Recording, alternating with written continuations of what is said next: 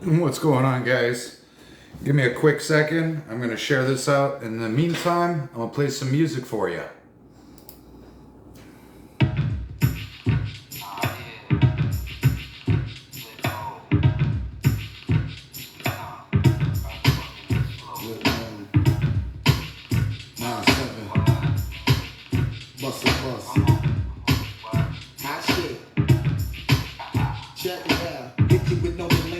Saying, yo, silly with my 9 milli, what the dilly, yo.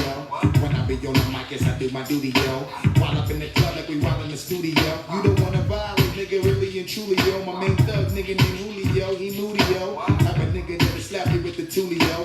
Bitch, nigga scared to death, act fruity, yo. Fuck that, look at shorty, she a little cutie, yo. The way she shake it make me wanna get all in the booty, yo. Top mistress in the banging bitches and videos. While I'm with my freak like we up in the freak shows. Hit you with the shit, make you feel it all in your toes. Hot shit, got all you niggas in wet clothes. Style out my metaphors when I formulate my flows. If you don't know, you fucking with lyrical player pros like that. Do you really wanna party with me?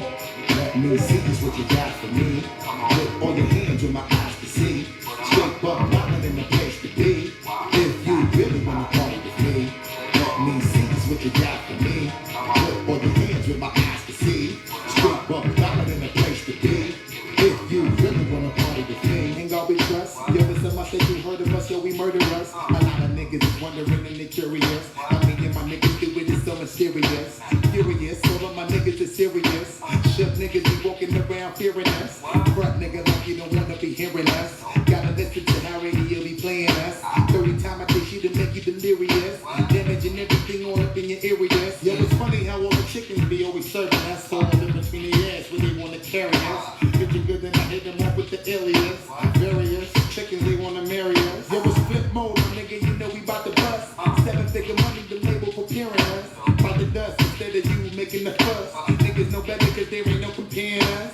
Mad at us, niggas is never be fabulous. Hit my people off with the flow that be marvelous. Oh shit, my whole snake victorious. Taking no pictures, niggas is straight up warriors. Why you feeling that? I know you be feeling so glorious. Then I play some reminisce from my nigga notorious. Do you really wanna party like that? Let me see that's what you got for me. Get all your hands with my eyes to see. Straight up, violent in the place to be. If you really wanna party with me, let me see just what you got for me. Get all your hands with my eyes to see. Straight up, violent in the place to be. If you really wanna party with me.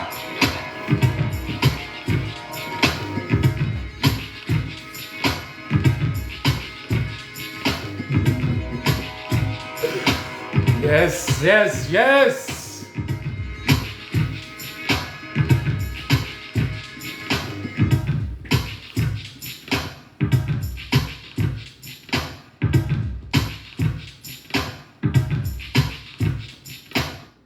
Thank you so much for joining. Thank you, thank you, thank you. Guys, I'm just gonna ask that you hold off on the requests for the first 20 minutes or so. I got a lot of stuff that I wanna get through with you guys. So before we get started, if you can please tap the screen, share the live out with as many people as possible. Our goal today is 50,000 likes on the live, guys. So if you can get tapping, I would greatly appreciate it. And please share the live. This will most likely be the very last live we do about this individual, Adora. And I'm really, really excited. I know I'm a little bit late to the show, but reason being was because my wife and I were on vacation for our wedding anniversary for a week.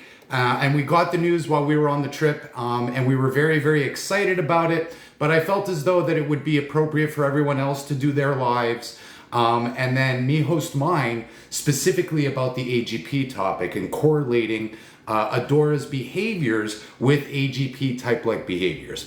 But before we get started, ladies and gentlemen, and for those of you who are joining, there will be new merchandise released in the Raw Real merch store. The link is in the bio, in the link tree. The summer sale, or not the summer sale, but the summer items will include men and women's t-shirts that say women equals adult human female, and men equal adult human males. And there will be other items as well. I'm thinking about doing a t-shirt for boys and girls. Boy equals adult human child, girl equals adult female child. But let me know what you think, and if you guys have any suggestions on any merch ideas, please feel free to send me an email at rawrealpodcast@gmail.com. I've also updated the link tree to include the bio to my Discord server. You must be 18 and over to join, as well as the links to my Twitter account, YouTube, and Instagram accounts. So if you could please give me a follow on each and every one of those accounts, I'd greatly appreciate it. Disclaimer for this evening's episode.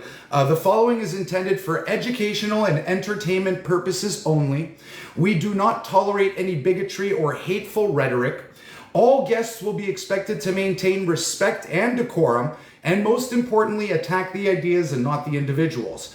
Lastly, we do not condone or promote any doxing whatsoever. Thank you so much, middleman.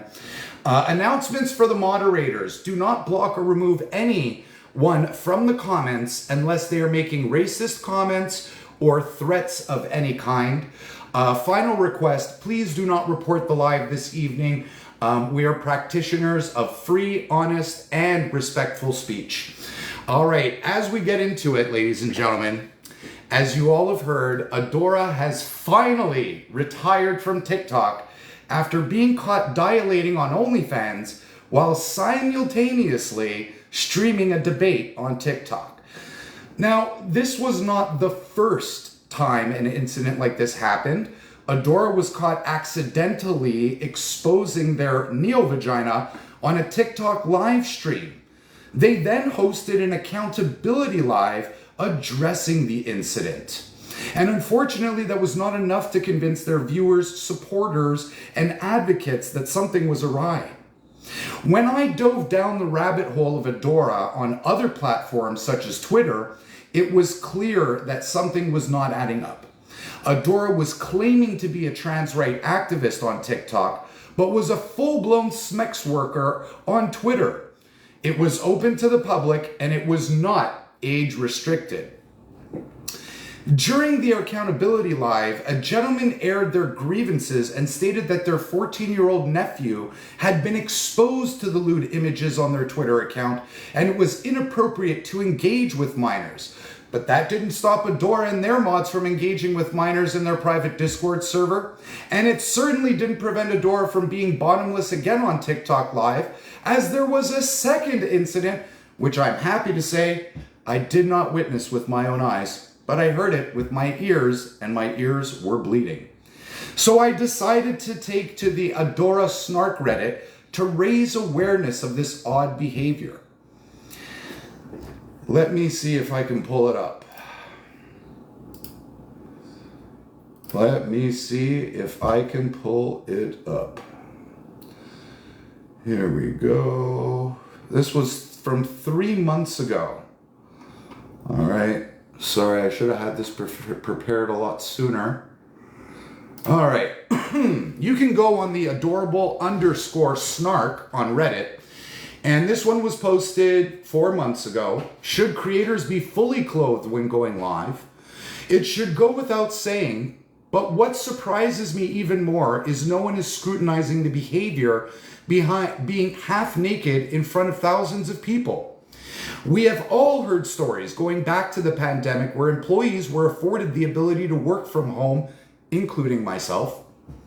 At some point, we all got comfortable dressing casually while working from home, although many made efforts to appear as though that they were dressed professionally, all while wearing Bermuda shorts or jogging pants underneath the desk.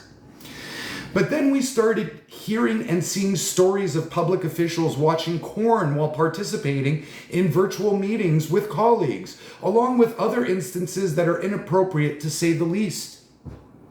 Let's not pretend this is some very bizarre behavior, even for someone who portrays themselves as friendly or approachable.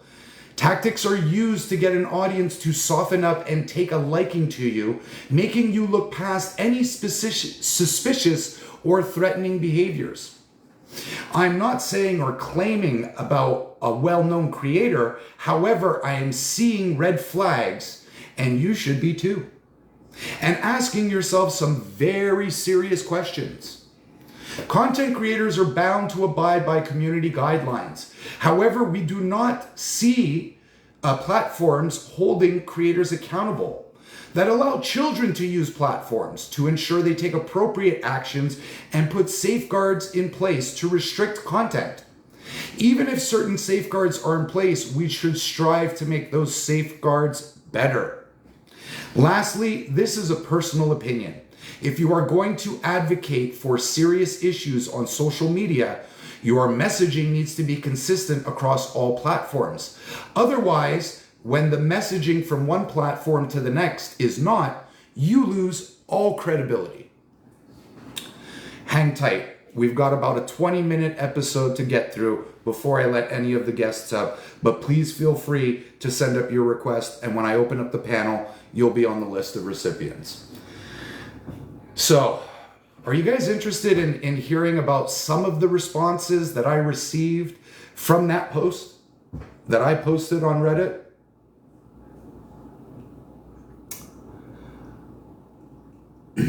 Type yes if you'd like to. All right, we got one yes.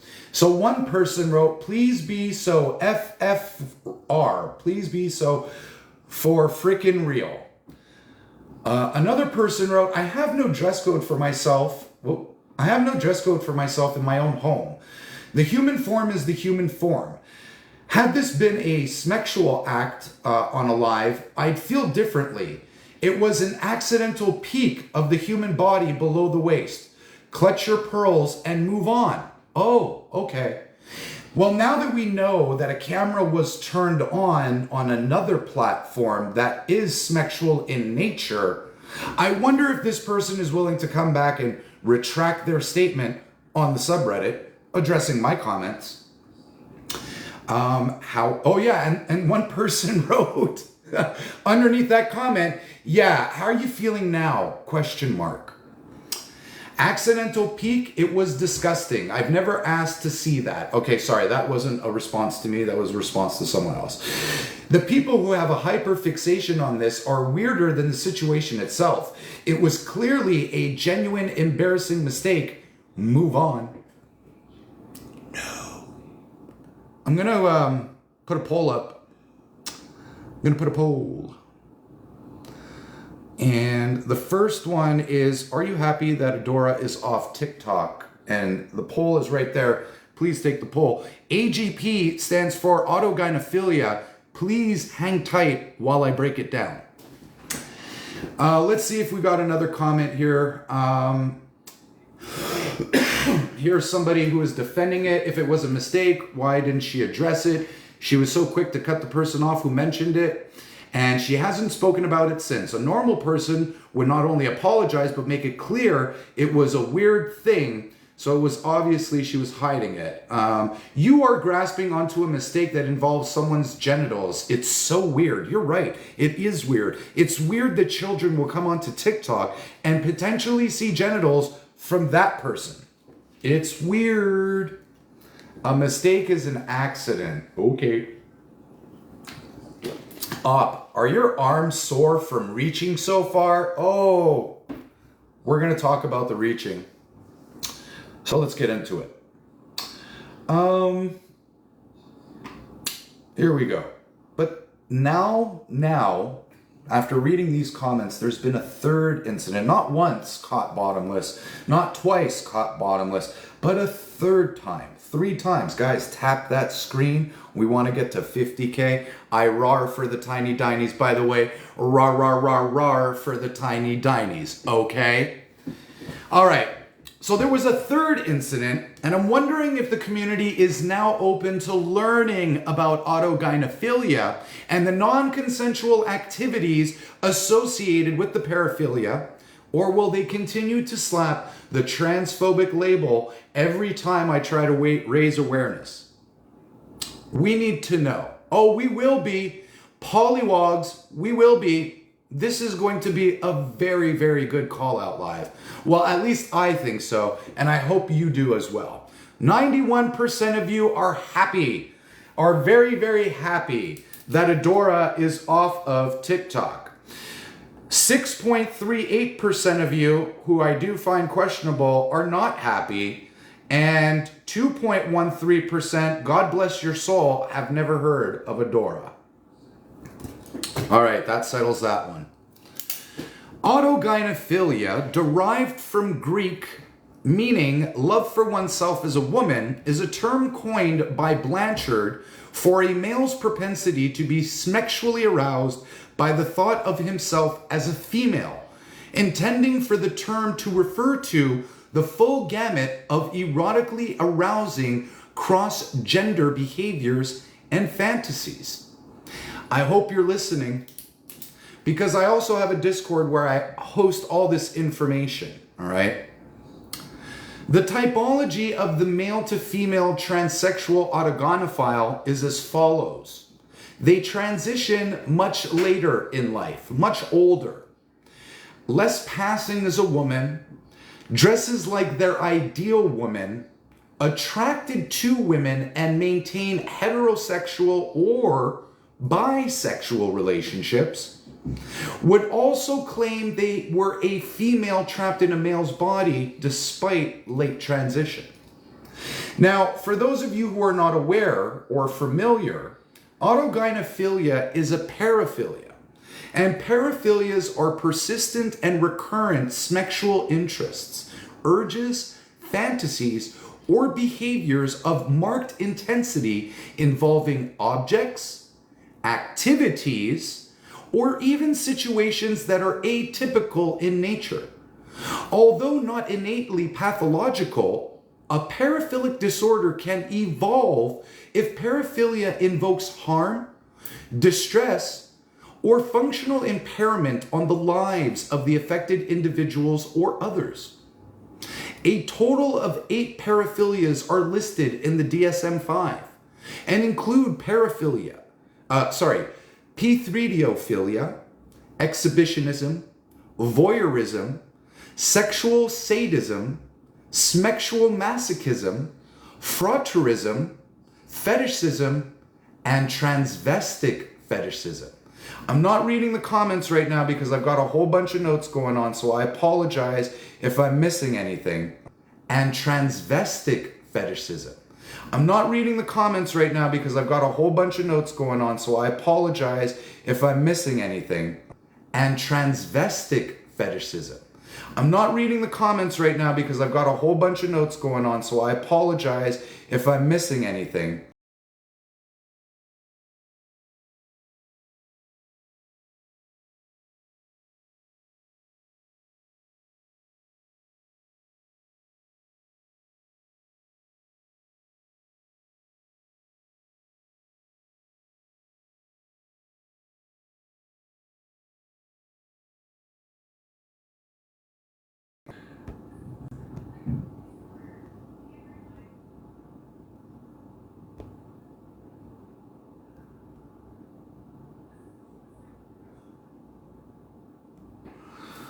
Sorry about that, guys. I was glitching, but I'm back now. Let me know if you guys can see me. Thumbs up or a yes or green hearts, anything of that nature. All right, I'm back.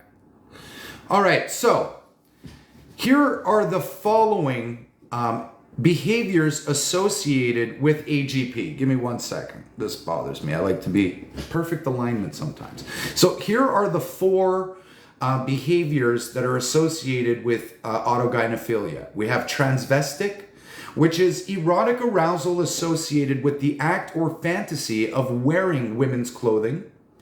There's behavioral, arousal associated with the act or fantasy of engaging in female typical behavior.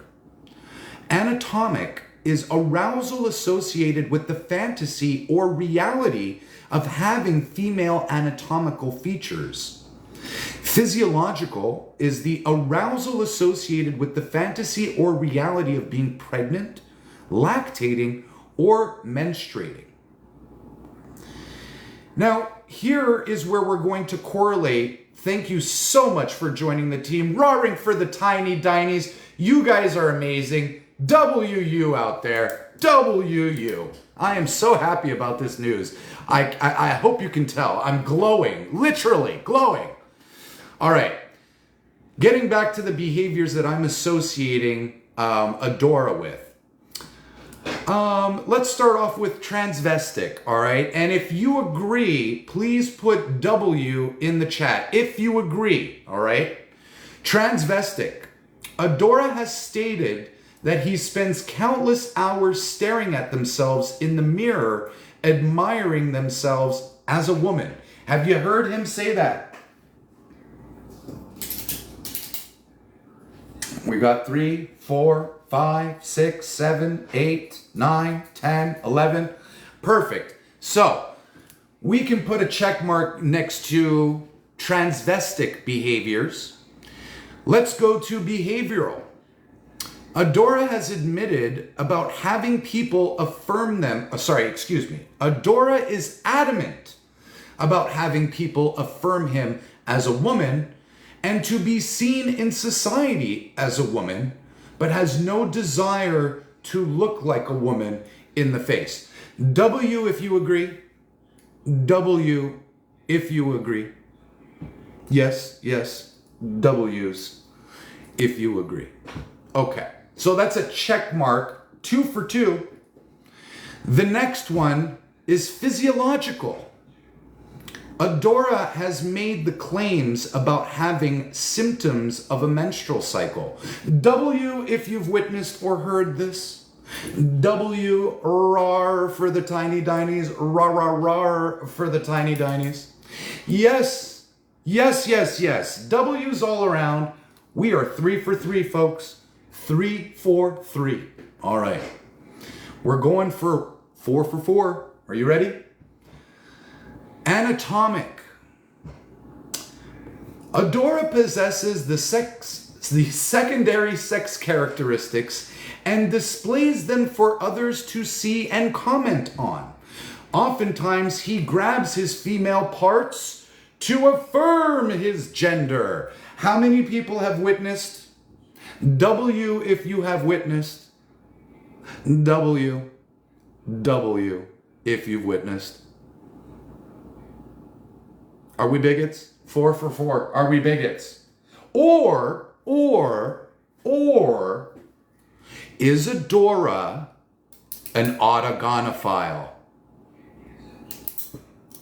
That's what I'd like to know. Well, based on the evidence, it's as clear as day and all signs are pointing to Adora being an autogynephile. Yet I still feel that the community will be reluctant to call out these AGP men within their own community. After all, it was the ever-revolving door of inclusivity, that led us to this point. Simply allowing individuals to identify as the opposite sex has been detrimental to the trans community. While other transsexuals have gone through years of painstaking surgery and medicalization to alleviate dysphoria, these AGP men gain access to gender-affirming care to chase euphoria. This is not how we should be practicing modern-day medicine, ladies and gentlemen. Now, some may argue that AGPs develop a form of gender dysphoria, and the distress they experience affects major functions of their day-to-day lives. I will argue this on my podcast in the coming weeks while I go down the entire gamut of research around autogynephilia. AGP stands for autogynephilia, Lexi. And in the coming weeks, I'll be filming and posting educational podcast episodes about autogynephilia. This collection of work is intended for educational purposes, as well as to raise awareness and make a call to action to further invest in studying autogynephilia and making sure we all have a better understanding of what it is, which means breaking away from the weaponized stigma and moving forwards towards crafting better and more appropriate forms of care. Roaring for the Tiny Dinies, thank you so much. The episodes to be released are as follows. The first one will be called Introduction to Autogynephilia, RawRealPodcast. The second one will be the history of autogynephilia, where we'll be discovering and talking more about Ray Blanchard's research and work. But then we're going to go down an opposite path. We're going to go down the debunking of autogynephilia, or their best attempt to debunk autogynephilia. And there are several doctors on this list, or experts or professionals, who claim to have debunked the theory of autogynephilia. But I am going to present you with all the information, and you can decide for yourself. The episode following that will be called The Evolution of Autogynephilia. And last but not least, the final episode will be called The Smexual Orientation of Autogynephilia, the Auto-Heterosexual. RAR for the tiny dinies. Thank you so much. The last thing I want to say before opening up the panel to some guests is that autogynephiles, are autosexual. A person who is autosexual is primarily sexually attracted to themselves rather than another individual. People who are autosexual have a greater sexual attraction to themselves than others. This may involve masturbation or sexual fantasies about themselves rather than sexual activities with another person. Now, some of the subjects that I've spoken to have demonstrated a desire to remain single until they can find a partner who is knowledgeable and has the ability to consent. They've also expressed a desire to preserve women's spaces from all males, and some were even directly involved in the feminist movements. These individuals deserve a voice and a place to speak openly about their experiences without judgment or prejudice. These individuals simply developed an internal sexual target that was not within their control. Denying their existence and denying them proper care is inhumane in itself. If you are watching and you feel like anything I've spoken about resonates with you, there are Reddit groups where you can go and learn more about people's experiences with autogynephilia. And the two that I would recommend are Autogynephilia and Ask AGP. For the others out there who are not self-aware, I'd say this. It's estimated that 70 to 80% of transgender women are autogynephilic. And there are a small minority of them who are self-aware. I do recommend you read Auto-Heterosexual, Being Attracted to the Opposite Sex by author Phil Illey, who is a self-identified AGP, who presents a different typology than the one that Ray Blanchard had proposed. Phil proposes that this typology will be more palatable for individuals within the transgender communities to gain a better understanding of themselves, as well as have a more embracing notion from those who speak against the trans community. Phil has also released an article called Growing Autosexual Group Identity, which a link and copy of his book can be found in my Discord server. If you're interested in learning more about autogynephilia, please make sure to give me a follow and join the Discord by going into the link tree in my bio. And again, you must be 18 years and older. But the very last thing that I want to say now, before I let people up, I want to talk about all those involved with Adora and all those associated. AGP stands for autogynephilia. Thank you, Survivor Stories UK, for asking. And autogynephilia is a male's propensity to be sexually aroused by the thought of himself as a female. Now, here's what I want to say about Adora and Adora's mods, and affiliates trying to distance themselves or become New Age saviors, trying to hold Adora accountable or distance themselves from Adora. Don't trust it. The reality is they all knew. When Andy stood in the background and snarked on Reddit and was dropping tidbits, you were a coward because you knew all this information before you decided to host your own live after the fact. That's cowardice. and I don't trust that. Then you have Mel, rar, Sasha for the tiny dinies. Then you have Mel today.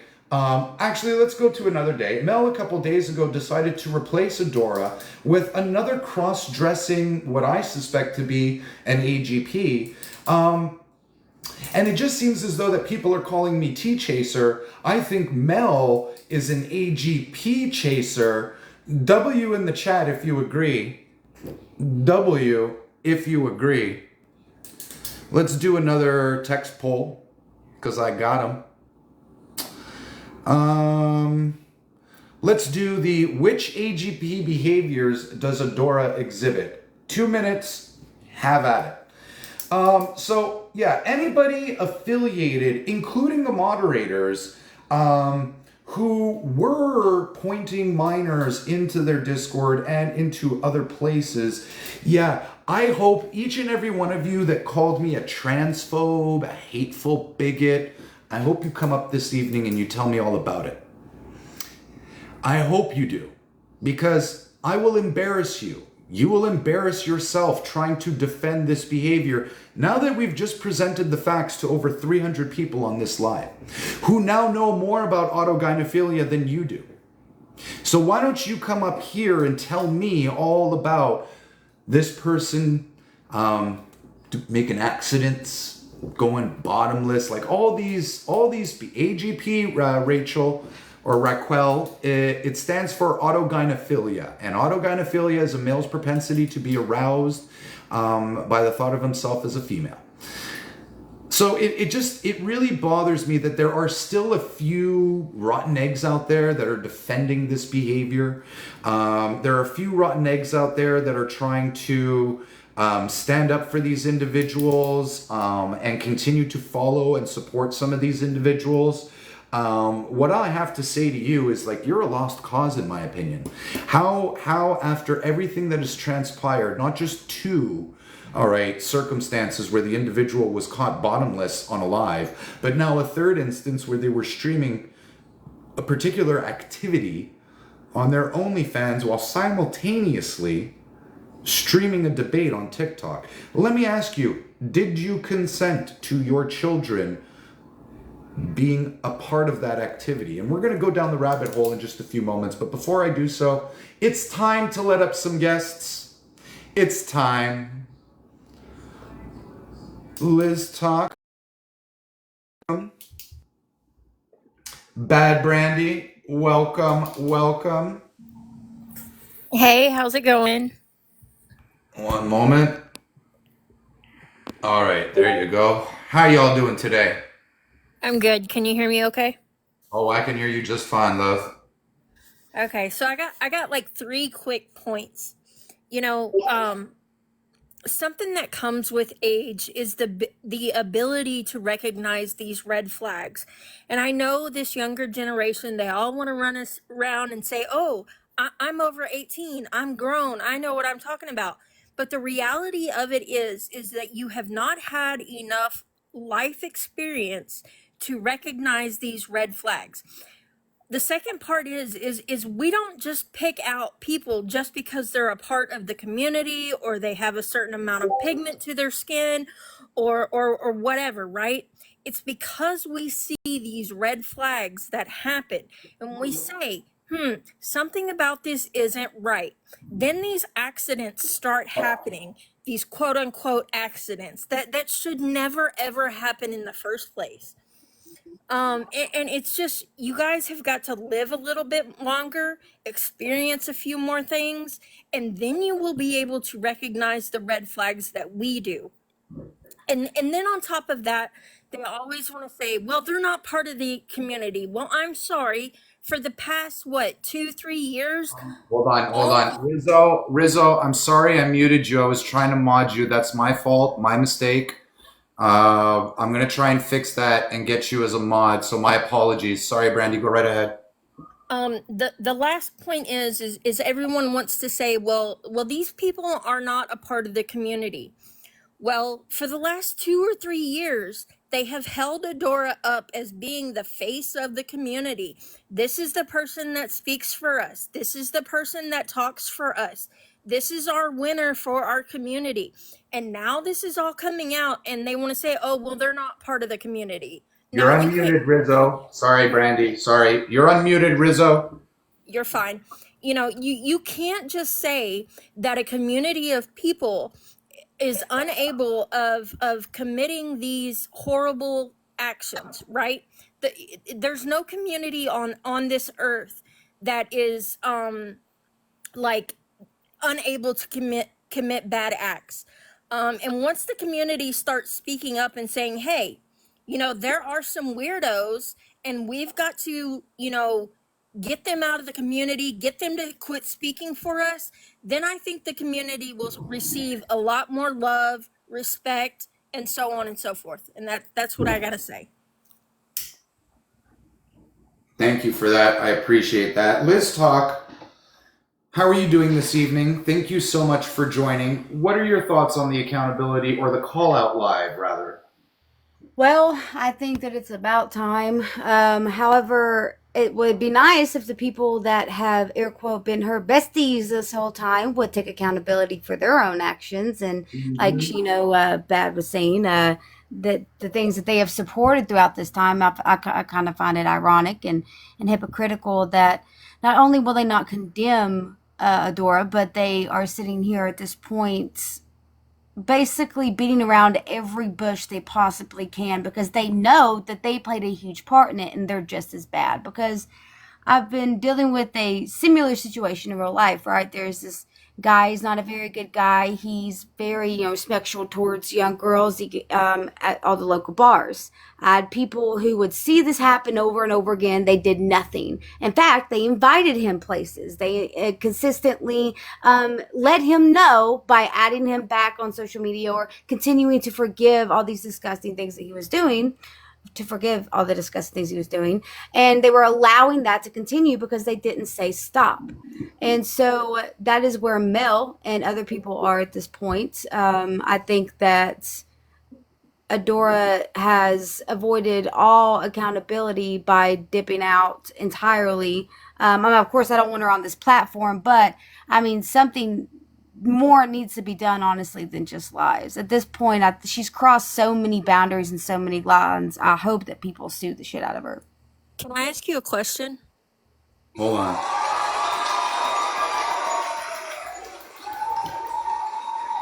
Go ahead. Liz, can I ask you an honest, respectable question? Yeah. Why are you still affording this disgusting person It was just the habit. I'm respect sorry. of calling him a sheep? I've been saying him the whole time in the comments. It's just habit. It's just I'm respectful towards real trans people, and so it's habit of it's just habit. No worries. All right. So Rizzo, you've been moderated. Thank you for your patience on that. I'm sorry. 75% of you in the two polls before stated that Adora exhibited all four behaviors of autogynephilia. 80% of you in this live now know what autogynephilia is, and there was 20% who were not sure. So let's get into it. Autogynephilia is a male's propensity to be sexually aroused by the thought of himself as a female, intending for the term to refer to the full gamut of erotically arousing cross-gender behaviors and fantasies. Some of these behaviors include transvestic behavior, erotic arousal associated with the act or fantasy of wearing women's clothing, behavioral, which is arousal associated with the act or fantasy of engaging in typical female behavior. Anatomic is the arousal associated with the fantasy or reality of having female anatomical features. And physiological behavior is the arousal associated with the fantasy or reality of being pregnant, lactating, or menstruating. So, to give you some examples, transvestic, the way that it's exhibited is in the form of dressing, right? So individuals who are transvestic will typically wear female clothing, undergarments, and makeup, and will derive or achieve some form of arousal from that. Behavioral is associated to gestures, right? The way that women cross their legs, or the way that they speak, and they use certain mannerisms when they talk. And so individuals who are perceived as women doing those actions when they are affirmed by other people in society, this is arousing to them. AGP stands for autogynephilia. And I'm describing it right now. Thank you for the tiny dinies and the gingerbread mans and roses. Anatomic is when the individual actually medically transitioned. What's up, Lee? And they actually obtained some of the sexual characteristics that females do, such as breasts, butt lifts, facial reconstruction. Am I glitching again? You're on my end. I'm not? Okay, good. As well as having SRS surgery, RAR for the tiny dinies. Give me a second, guys. I'll be back.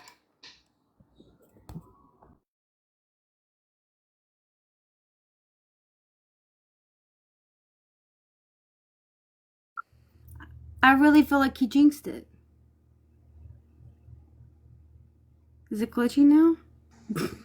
He's frozen. Oh no.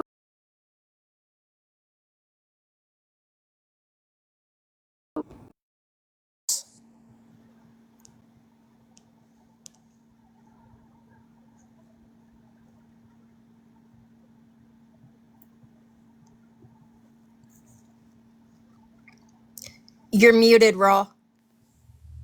But you're not glitching though. Am I back? Yeah, you're good. Perfect. Listen, F1 in the chat, guys. If someone's trying to report F1, let's keep this live going. Make sure to tap the screen. We're about 1,100 likes away from my goal today of 50,000. If you guys want to push that over to 100,000, please feel free to do so. In the meantime, I'm going to be inviting up some more guests, and then I'm just going to get into the very final definitions of the behaviors associated with autogynephilia. So the anatomical aspect of it is when they want to possess the actual sexual characteristics or features. So they will often get breast augmentations, butt lifts, facial reconstructive surgery, as well as bottom surgery. Physiological is arousal associated with the fantasy of being pregnant, lactating, or menstruating. So individuals who talk about RAR for the tiny dinies, individuals who talk about having a menstrual cycle or symptoms of a menstrual cycle, when we very well know that they are unable to do so, they actually derive some form of arousal just speaking about it, or the fantasy. There was one gentleman that I had spoken with. There was a man that I spoke with who fantasized about being pregnant, and because they were heavy set, they had the ability to show and exhibit a much larger gut, which would simulate being pregnant, and they derive some form of arousal when people recognized or noticed or made comments about them being pregnant or seeming pregnant. So that's what autogynephilia is, also known as AGP. It is literally an individual who develops an internal sexual target versus an external one. So they are aroused by the image or fantasy or idea of themselves, where individuals who have external targets, like myself, for example, I appreciate women with a heavier size bust or a bigger size bust. So when prospecting throughout the years and searching for a suitor, it was definitely a characteristic that I was looking for, because it would stimulate the arousal and other aspects of intimacy. So that's an example of an external sexual target. It's having an attraction to a characteristic or feature of the opposite sex, whereas autogynephiles are autosexual and have an arousal or an attraction to themselves as either being the opposite sex or just being themselves. Yeah, I know it's not centered. Unfortunately, I don't know how to fix it. Let me see if I can fix it. Give me a second. Let's go like this. And I know that's not going to be what I'm looking for, but let's try going back to this. All right.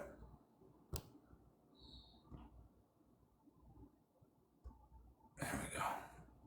No, I can't move the thing, but I can only make it smaller. All right, Ashlyn, thank you so much for joining.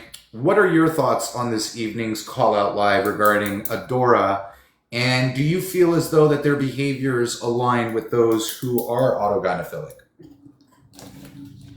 I'm still kind of on the fence on the AGP thing. I think they definitely made really bad decisions. It's definitely red flags, and it's not a good representation of the trans community. Yeah, and so this is why I kind of am reluctant to tie the AGP experience to the transgender experience, because for the most part, rar for the tiny dinies, for the most part, individuals who suffer from gender dysphoria are experiencing an incongruence between their sex and gender. And so every step that they take through therapy or medicalization is in some form to alleviate the dysphoria or the symptoms of dysphoria, which are distress, depression, and anxiety. But for these individuals, it would appear at first glance that they're doing it to chase some form of euphoria. And Phil Illey proposes quite an interesting solution, in that anybody who is considering transitioning, read his book first, because I believe that the stigma he's trying to break is that it can be considered a new sexual orientation, and if people can be educated on it, there is a greater form of consent that can be achieved, and it could be, accepted, for the lack of a better term, within society. But what I have uncovered is that individuals who have identified themselves as autogynephiles, and who have been diagnosed with gender dysphoria, and who ended up going down the route of medicalization, ended up for the most of them. Not the most of them, a small portion of them ended up detransitioning simply because they were no longer able to achieve or accomplish arousal or euphoria, because those parts no longer function the way that they used to. Does that make sense? No, that does make sense. And I would say, though, there's definitely red flags to be concerned about. Something that I've been noticing, because I've been having conversations about like standards of being trans. And so more of like the transcritical thing that's being coined here on TikTok. But I would say, though, I do see a difference between people that medically transition, with those who seem to want to assimilate versus those that don't want to assimilate, those who seem to seek that attention versus those of us that kind of just want to live our lives. And so right. I feel like someone like maybe Adora does seek that external attention to an extreme that seems very questionable. Absolutely. So for the people who are asking what Adora did, Adora was a trans content creator or a trans rights activist on TikTok. They were caught 2 times being bottomless while on live, exposing their neo-vagina to individuals who were on the live. But then on a 3rd occasion, they were actually caught dilating on their OnlyFans, simultaneously streaming a debate on TikTok. And so what I'd like to get into is the non-consensual activity that took place. Because I do feel as though that there is an association or a non-consensual aspect to being autogynephilic, or at least some of the activities associated with it. So there was definitely a breach of consent, because nobody who was viewing or who was participating on that live consented to having either their imagery or their voice being streamed on another platform for any purpose, right? Whether it be to multi-stream from Twitter to TikTok or Facebook and Instagram. No, this was a website that was specifically designed to cater to sexual deviants, and this person was catering to those individuals, all while interacting and debating and engaging with men, women, and potentially children. All right. This person has since gone on to the Adorable Snark Reddit and confessed that they are retiring from TikTok simply because of all the hate that they have been receiving. I believe it's justifiable because that act is abhorrent in itself.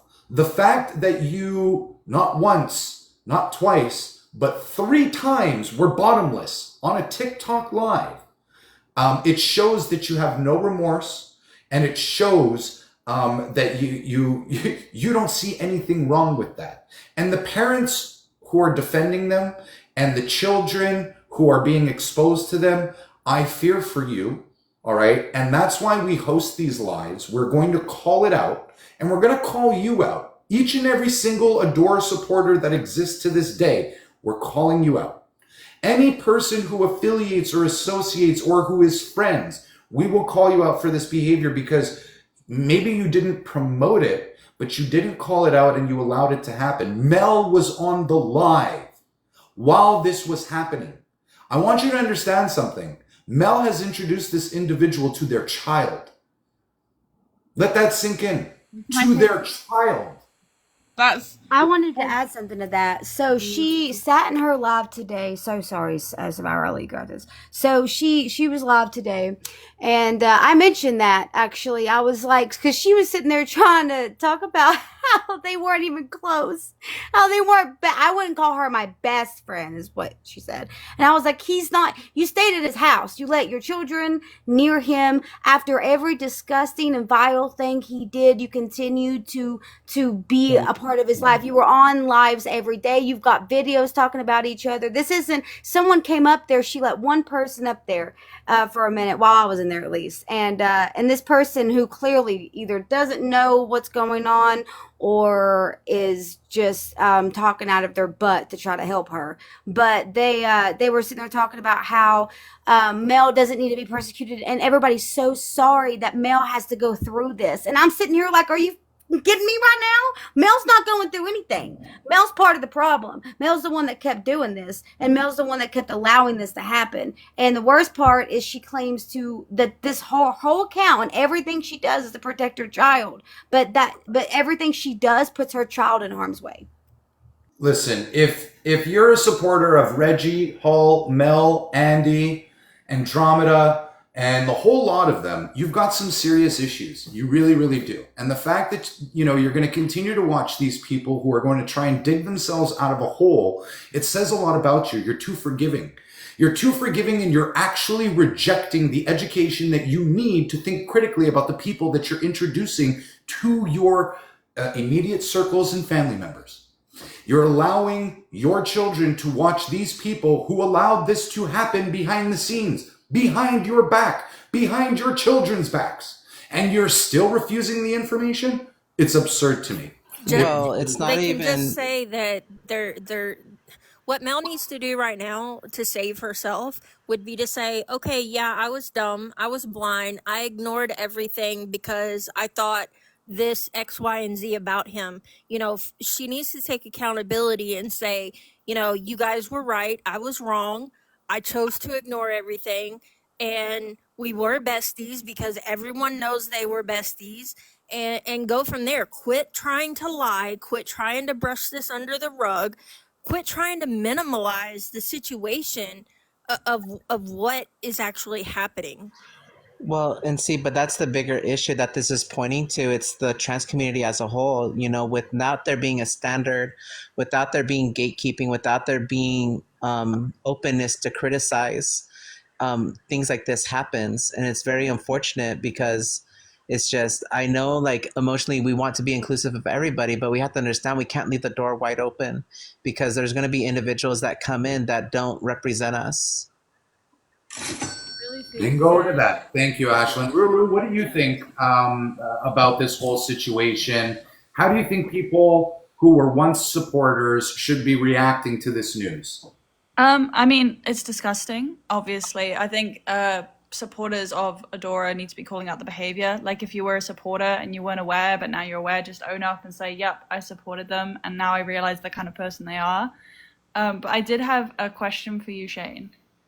Yes, I love. just wanted to know, you listed off some of the behaviors of an AGP, and I'm just curious, do you have to fit like a certain amount of behaviors to be considered an AGP, or is it just one behavior?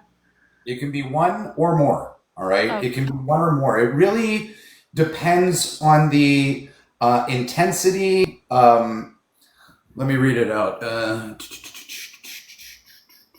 me just find it here.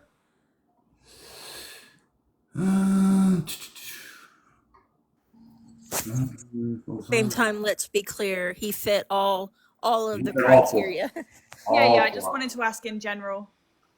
Yeah, no, it has to do with like the consistency and persistency of the symptoms itself. One of the subjects that I spoke to, which was very shocking because he kind of humanized autogynephilia to a certain degree, rawr, Sasha, in that when they were communicating with me, they said, never would I ever desire to go into a women's washroom.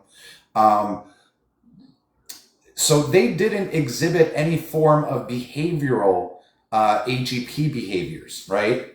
Some individuals who exhibit behavioral AGP may seek the ultimate affirmation by members of society, which means that some of these men may very well access female spaces, and some of the, what I'll call the YT liberal women will affirm them. And ultimately that interaction gains that individual some form of arousal, all right, unbeknownst to the individual who was giving the compliment.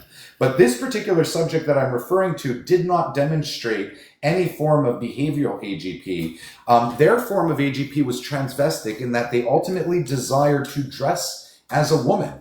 And they would, the way that they communicated it to me was that they would see particular clothing on particular actresses in film or on TV, and they would desire to wear those articles of clothing and be aroused at the idea that they would somehow look better wearing those clothing than the actual person wearing them. This individual was also an advocate for the feminists and was part of the feminist movement back in the 70s or 80s, I believe it was. And so this was really bizarre because the way that I had previously explained it was in a very perverse manner, right?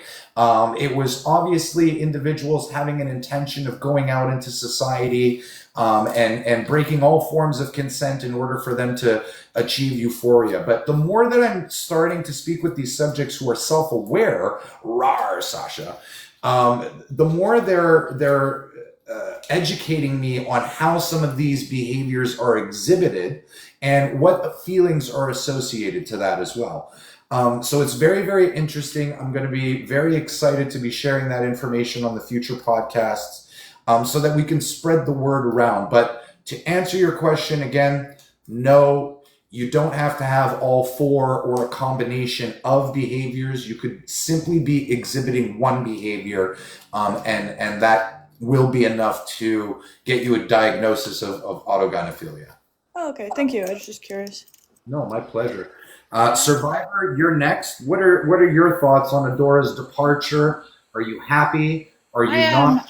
absolutely happy because I have BPD and this creator fell back on that multiple times, like all the time was trying to use BPD as an excuse, and that side of it was absolutely disgusting to me. And then I saw them go live with another creator on here, Lily, that's quite, yeah, like they're quite controversial, obviously what they did at Disney and stuff. And I saw the two of them and they almost kind of bounced off of each other with making a mockery, yeah, like Kathy T just said, making a mockery of like the trans community and stuff. And I think the trans community gets so much hate anyway.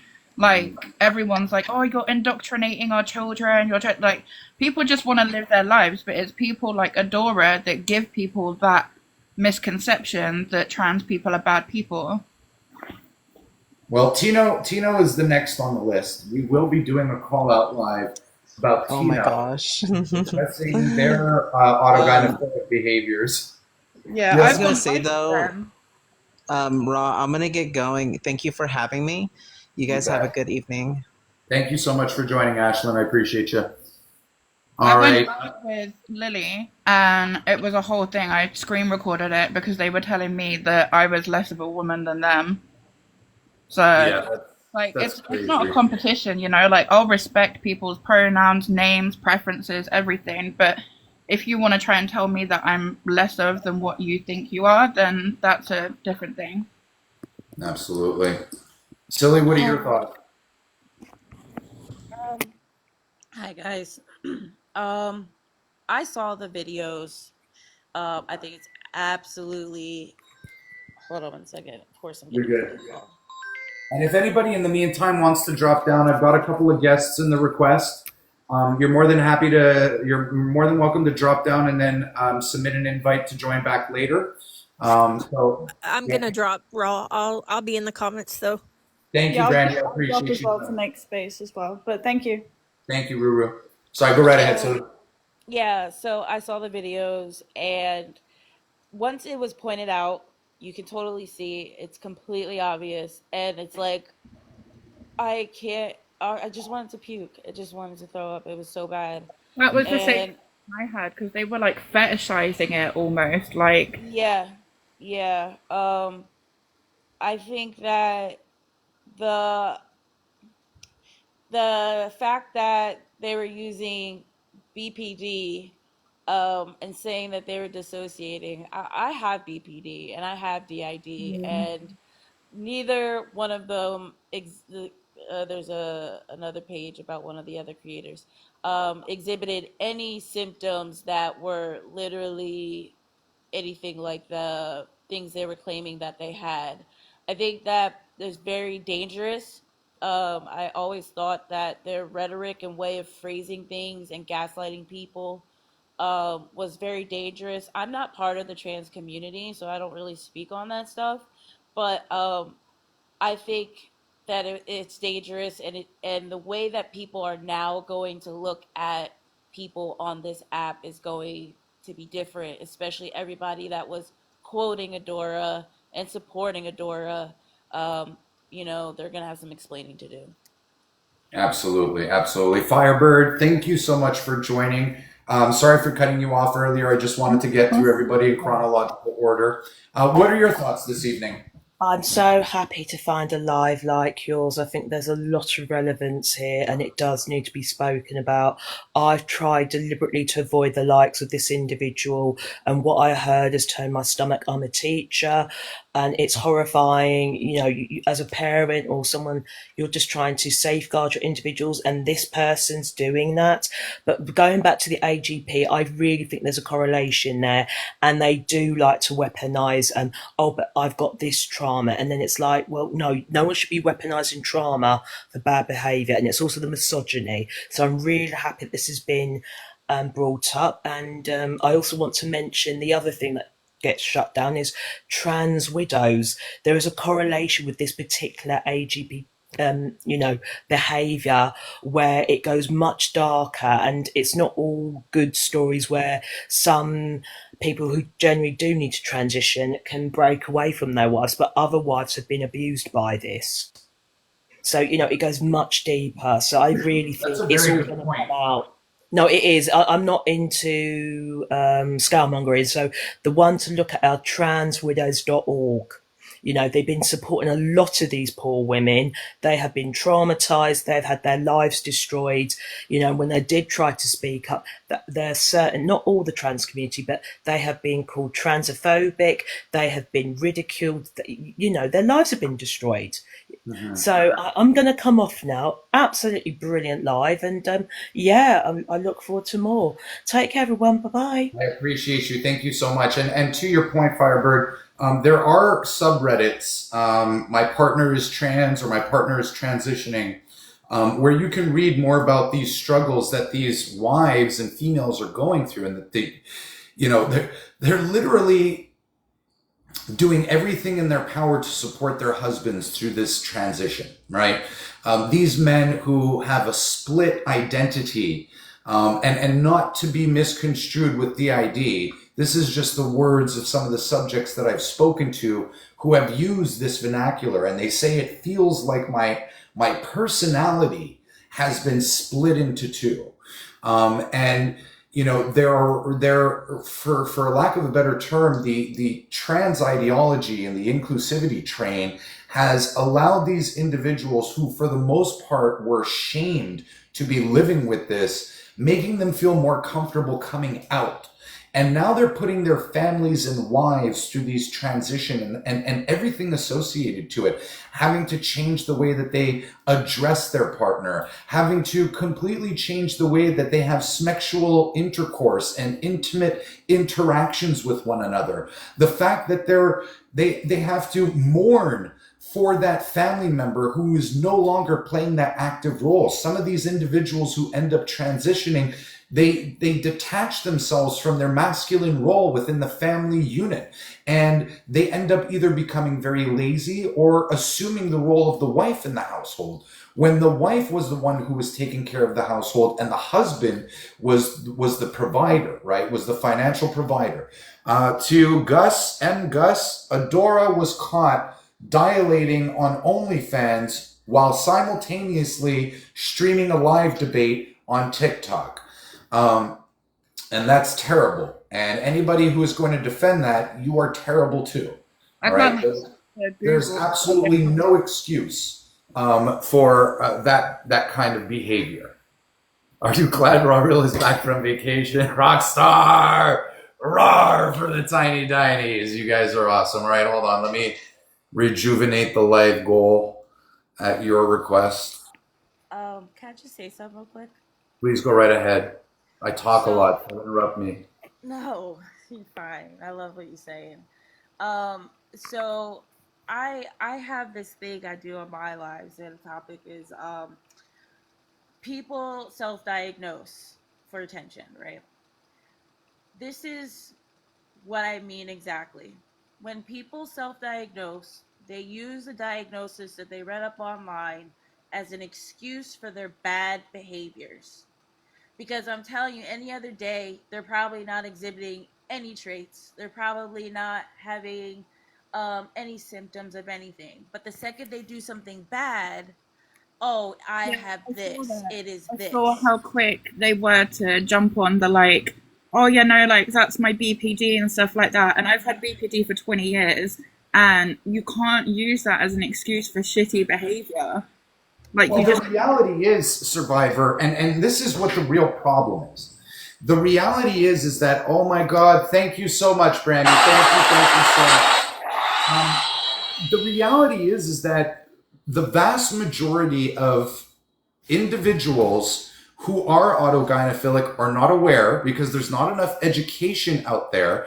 One of the individuals that I spoke to, when he was 14 years old, he tried going to libraries and tried going through academia to look for literature that could speak to what he was experiencing. Rawr for the tiny dinies. And could not find it. So the problem is it's understudied. Not many are educated on it. I had a discussion with my therapist and asked if she knew what autogynephilia was. And I knew more about autogynephilia than she did. She actually didn't know what it was. She said, I'll have to look into that. And we can further our discussion later on. Rawr for the tiny dinies. So the problem is A, it's understudied. B, professionals are not really aware about it. It's not even in the W path, but it's in the DSM-5. Make that make sense. So the reality is that I believe the transgender activists and the trantifas out there want to suppress this information. They don't want people to know that 70 to 80% of the individuals within the transgender community today who are self-IDing are actually autogynephilic. Now, there are studies that are being worked on right now, which is the largest of its kind. It's being spearheaded by Phil Illey, which again, his book and his articles can be found in my Discord. You can click the link tree and click the link in the bio. You must be 18 and over. Kat, what Adora did was they streamed themselves dilating on OnlyFans while simultaneously hosting a debate live on TikTok. People's voices were heard on the OF stream. Those people's voices, they did not consent to having their voices shared or streamed on that live. So that was a breach of consent. Go ahead, Liz. Do you know if we can find out, like, because apparently this has been going on for who knows how long. So who knows how many people have been on her lives on his lives while he's been doing that. Well, it brings into question the first two incidences where he was caught bottomless without pants on a live. There's at least 4 instances. Well, I've only been aware of 2, and this one being the third one, but it is reasonable to assume, okay, that one time, okay, if you want to give someone the benefit of the doubt and you want to be that gullible, then go, fine. It's your prerogative to do so. Not me, though. After the first time, that was enough for me. That was a red flag, and I knew something was... How can Mel excuse that behavior? If Mella's got a child, how can she excuse that behavior? Like, surely social services or something needs to be involved there if you're allowing that kind of behavior around your child. She said that she didn't know, and that she is not allowing Adora around her children anymore. Supposedly she was going to take a break, but she's on live right now, so I don't know how that works. But like I said, I saw the videos. Like, if you go to the Reddit, the videos are up on YouTube, and you can tell that is what is going on, and it is so sickening. It's all in the face, right, Silly? It's all in the facial expression. And the arms. The way that they were responding to the answer, yes, no. It was as though that we were interrupting them in some form of intimate moment with other viewers underneath the table, that they couldn't give 2 seconds of their attention and dedication and devotion to the individuals they were reacting with on their live. I mean, this is absurd behavior, and if you are not up in arms about it, you've got issues. I think I might start a petition to get them permanently back. If we can do that to Andrew Tate, like, if we can deplatform people like Andrew Tate, then why can't we deplatform this kind of behavior? You know what? Yeah. Also, 1 second, guys. 1 second. There is a content creator that I am blessed to have in my live today by the name of Adult Human Female. Find them in the chat. Rockstar, pin if you can. Oh, we can't. Find them in the chat. Adult Human Female. They post a plethora of videos regarding AGP and women's rights activist videos as well. I highly and strongly recommend that you give them a follow as well. She's right there. She just said me. Adult Human Female. Sorry, go right ahead, whoever was speaking. And then after that, I'd like Jenny, and then Michelle, and then Carrie to jump in. I don't know who was talking. Was it me that was talking? Yeah, I think so. Yeah, it was you.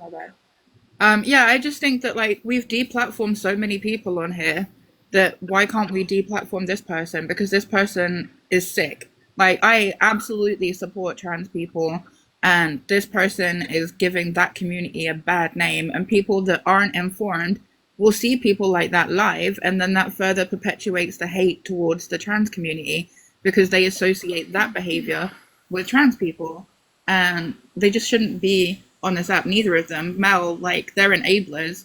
You're enabling that behavior, whether you're sorry or not. Like, you're not doing anything to stop that kind of behavior. She's a paraphilic. She's a paraphilic apologist. She's an AGP apologist.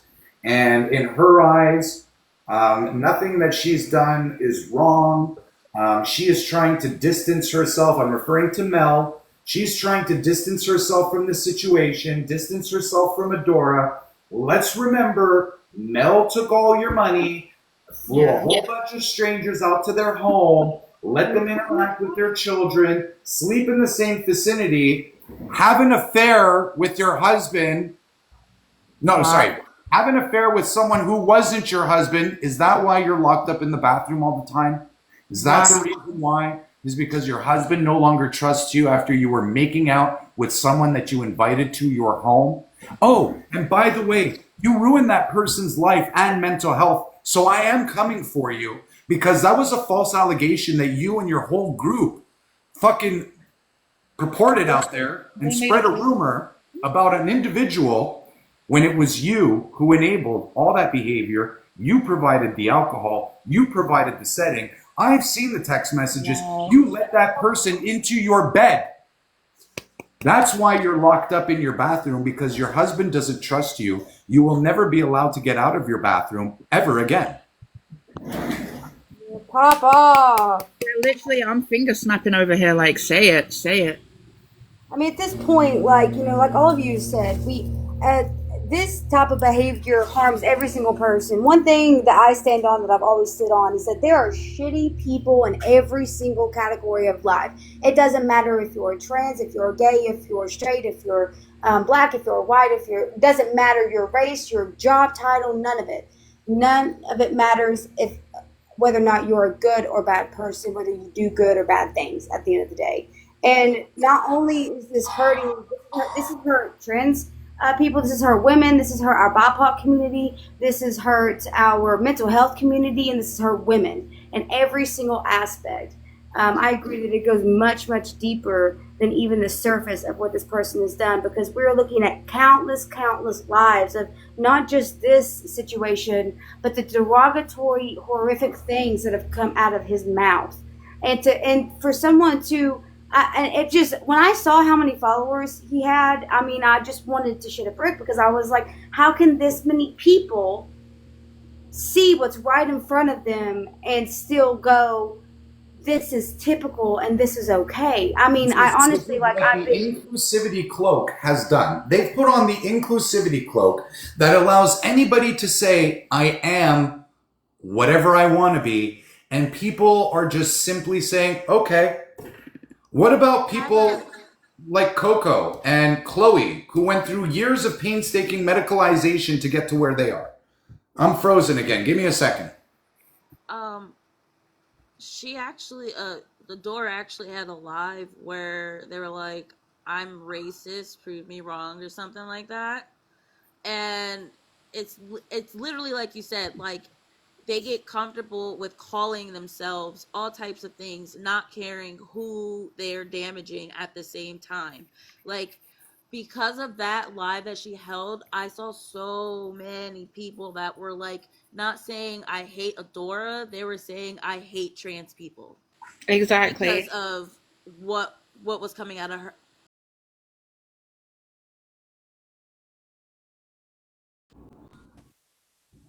I was just going to add to what you said. I heard somebody say the other day that they hate being, well, not hate, but they don't like being associated with our community anymore because of all that crap, and how it's causing division within even our own community, and it's causing people to not want to. And the entire panel of trans people attacked her for how she felt, even though she's bringing up things like this, of how these kinds of people are infiltrating us, and y'all weren't doing anything about it, and it's making us look bad. So no, I don't want to be labeled as the same as all these things. But go ahead, sorry, continue with what you were saying. Yeah, no worries. Silly, do you mind if I swap you out for a quick minute? I have somebody in the requests. Please send another request to join afterward. Never. I'm not going nowhere. Say, no, I'll drop. Thank you so much, Silly. I appreciate you. All right, Michelle, what are your thoughts? First, I want to say to all the people in the comments, that are saying, what did Mel do? What does Mel have to do with this? Why does Mel need to say? Mel has had this person on every panel that they've hosted. Mel has been on just about every panel that this person has hosted. Mel is up close and personal with this person. That is the first human being that I would expect to hear from, considering the fact that she has had Adora in her home and around her children. And I'd also like to say, secondly, to all of us that saw this, as somebody put it in the comments earlier, I guess you can judge a book by its cover. We felt this Many of us felt this when we saw it. Many of us were against this immediately and we were speaking out. We knew what we were seeing. So this is not just about Adora. I understand that Adora is gone, but it's like people like Adora because they're still here, you guys. They're still here and they haven't exposed themselves like Adora has yet, but they will. And the fact that we've got people watching for these behaviors and watching out for these kids, because a majority of these people that were following Adora are children. They're children. Just to reiterate for those who are just joining, Adora was caught dilating on their OnlyFans while hosting a TikTok debate live. And so the voices of the individuals who were debating Adora while they were dilating underneath the desk and streaming that to their OnlyFans, their voices were being shared without consent. That's what Adora did. Mel was on the live, on the panel, while all this was happening. So Mel is an accomplice to a non-consensual activity, smexual activity, because the moment that the camera was turned on, regardless if this individual was getting any arousal or pleasure from it, was a smexual act. But I will argue that they were very aroused at what they were doing. They are pushing the boundaries, in my perspective. There are others who may have paid a little bit closer attention to Adora. I didn't, but in my perspective, the first time that we caught them with their pants around their ankles, that was a red flag. The second time that they were caught with their pants around their ankles, that was a second red flag. And that told me something. That told me that they're chasing, that thrill that they got the first two times, although it was great, wasn't enough. No, wasn't enough. He needed to be bottomless and he needed to be penetrating himself and streaming it on OnlyFans, having that in the back of his mind, knowing that there are people watching what's happening underneath his desk, all while interacting with women, men, and potentially children on the live on TikTok. If you dare, I'll put it like this. If you feel as though that you have a strong argument to justify this person's actions, I will kick somebody off the panel. I will leave one box open for an opposition to come up here and we will have an honest and earnest and intellectually honest conversation about this form of non-consensual sexual activity that is known as a paraphilia and is associated with a transvestic disorder called autogynephilia, which is listed in the DSM-5. Carrie, I know you've been patiently waiting, and I do want to get to Tabby, who does have a question, but what are your thoughts? Oh, you're good. My thoughts are, let me mute my TV. My thoughts are, is this is just absolutely crazy, and I don't, like some people said, like that a lot of people are wanting to cover this up, and then I think some people are just so blatantly naive because they are younger. I know I was in the Reddit and made a comment like that people need to open their eyes. Like, I can't believe it took this much, something this extreme for people to pay attention. And I had mentioned that Adora was a self-admitted incel, and what a perfect way to dehumanize women is to get on here and behave like this, like he does. And just like the audacity of people in there concerned about Adora's identity and gender through all of this. Like, no, I'm sorry. I don't want a woman as somebody who is dilating on TikTok live in front of children. Like, no, that was a person that it's just not a good person that I think is infiltrating a community, and someone that advocates for self-ID, which is where a lot of this infiltrating comes from. Yeah, because of the AGPs and all that stuff. And I just think it's wild that, I mean, this is like, it's such a brainwashed community that they don't want to see that, but we need to pay attention to Adora's gender still. What's more concerning, though, what's more concerning to me, Carrie, is the response that we were met with, all right, any time that we tried to raise awareness that, hey, this is not the type of stuff that you want to be getting behind. There are actual trans people who are doing a much better job of advocating on trans issues than this individual. This individual was misogynistic. This individual was racist. This individual was bigoted and transphobic towards trans people in the trans community who had an opposing view. Okay. This was not what an advocate looks like. All right. This is not what advocacy looks like when on one platform you have this image, but in an entirely different platform, you have sexual content. On a private Discord server, you have arrows pointing minors in the direction of that content. You have interactions with minors inside your private Discords. We've had people, minors, reaching out to us saying how they've been manipulated by Adora, how they've been grifted by Adora. Yeah. They literally took all your money, paid their rent, paid for their clothing and their makeup and their hair and all that other shit that they came onto this app almost every single day to spew.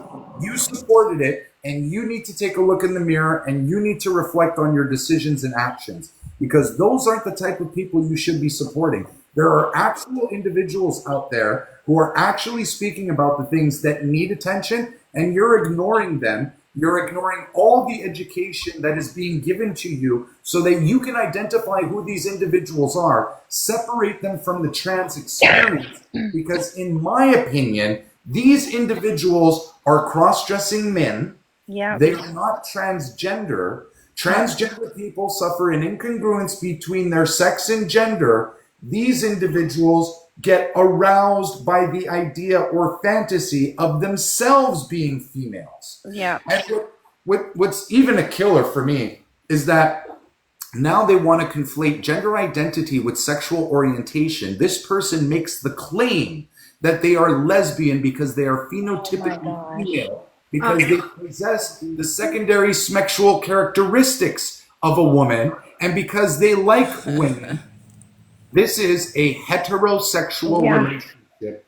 Homosexuality is defined as an individual who is attracted to the same sex partner. All right? Transgender women are males. You cannot be a lesbian. And Lily Tino, you're next. And I'm calling you out on it. I've already called this person out, but I'm coming for you next. And we're going to address it. I cannot wait for that. Tabby, I'm sorry. Really appreciate you doing this, Raw. Oh, it's my pleasure, Michelle. It's my pleasure. But listen, Christy's been doing this. Envy's been doing this for such a long time. There are other such great creators and advocates out there who have been doing this. You know, I've only been on here for a year. So really, all the work and praise goes to those creators who initially brought this to my attention, and I'm just putting pedal to the metal and making sure that I scream it as loud as possible so that everybody is aware. If you want to know more about autogynephilia, go to my Discord server, go to the link in my bio, and add yourself. You must be 18 years and older. Rawr for the Tiny Dinies, Logic and Liberty, who is another fantastic content creator who speaks avidly about women's rights and how the transgender community and ideology has made its way into language and law. Yes, W. Shanta, but do it over there. Thank you. Moving forward, Tabby, I know I've neglected you. My apologies, but I did acknowledge that you had a question. So please go right ahead. And thank you for joining. No, you're fine. You kind of answered my question when you were talking about how your therapist had said that they didn't even know what AGP was. And I was going to ask, do you realize how many therapists or doctors do not even recognize AGP? None of them, because all of them who are treating gender dysphoria or who are diagnosing gender dysphoria are following WPATH guidelines. when it comes to diagnosing these individuals, right? And if the WPATH has no literature or verbiage on autogynephilia, then how would these professionals know to identify it? True. But my next question was, I was actually in Mel's live earlier, and she was talking about how her and Adora were supposedly not that great of friends. They hardly ever talked outside of TikTok. And it's like, how in the world are you going to allow someone in your home around your children that you quote unquote barely know? Knowing, and I believe 100% she knew exactly what Adora was doing. I honestly 100% wholeheartedly believe that is the truth. I believe that Mel knew this entire time. I believe that others in their circle, Mel and Co, also knew what Adora was doing on other platforms as well. How could you not? I mean, all my personal friends, I follow them on all platforms and I get notifications as to what they're doing and what they're posting. How Mel could only be friends with Adora and invite that person into their home and not know what activities Adora was doing on his other platforms, I'm sorry. You can't be that stupid. You just can't be. No. And anybody who believes that story, you are very gullible. But come over here. We will tell you the truth. Yeah. I love your lives, by the way. I appreciate you, Tabby, so much. Thank you. Thank you For anybody else who would like to hop off, I do have two guests who are waiting in the requests. I would like to thank you so much, Michelle. I really appreciate you coming out and joining. And if there's anything else you want to react to, please feel free to send up another request. I'll speak real quick and then I'll drop. Thanks for having me. I can drop too. Thanks for having me up. Thank you, Carrie. It was a pleasure. Always. But my focus is on the children here that unfortunately have to be exposed to people like Adora. This app is full of them, unfortunately. And I don't know if you know, like Nominal Naomi and some of these other trans creators that regularly bring children up into their lives, and you can tell they're children. I mean, their voices are very adolescent, and they don't care. The behavior is so narcissistic, especially like when you were talking about the trans spouses. What about their children? How can you be so narcissistic that you do that to your children, young children that have called you daddy from the time they were born, and all of a sudden you're what? Mommy number 2 when they're 12 years old? What do you do? I really can't wait to share all the stories about these experiences that these family members have been going through. I mean, if you want to get a head start, go to the Reddits, guys. I mean, a lot of people have called me a lot of things. They've called me disingenuous. They've called me transphobic. They've called me bigoted. And they want to discredit me for the research that I'm doing on the subreddits, when the reality is that the most credible researchers and doctors on this topic, they're the ones who are engaging these subjects in the subreddits, asking the questions and helping them to better understand what it is that they're experiencing. Simply because, and each and every one of these researchers will tell you, because their work is being suppressed by the transgender activists. Yes. Transgender radicals. Yes. They don't want you to know what autogynephilia is. They want you to believe that autogynephilia has been debunked and that it's not real and that it's just a theory. Well, it is a theory. They are right. It is a theory, but it's a theory that is present in the DSM-5. So how could you ignore that if it's been debunked? Right. Why would it be in the DSM-5 if it has been debunked? But don't worry, guys. I'm here. My name is Shane the Pain. I came to educate. I came to entertain. And over the course of the next several weeks, I will be going through the entire gamut of research as it relates to autogynephilia, so that each and every one of you will become an expert and very well read on it yourself. And you will help to raise awareness and spread the message in a very responsible and academic manner. Very good, Raw. Very good. I'm super excited about this because I've been salivating at the mouth for people to challenge me on this topic, and there have been two. There have been two. One of them who made the claim that women can be autogynephilic. That's false. Women are autoandrophilic, and men are autogynephilic. And then another person made the claim that autogynephilia was debunked by a doctor named Charles Moser. But the study that Charles Moser did deviated from the typology that Blanchard had created, and therefore ultimately affected the gross result of the study. And so really you can't compare the two. The best comparison that I can offer is that, let's say I take 2 pots of water and I place them both on a burner. One burner I turn it up to high, the other one I turn it up to medium. While Blanchard turned his up to high and Moser turned his up to medium. Do you think the result would be the same in terms of which pot would boil the water quicker?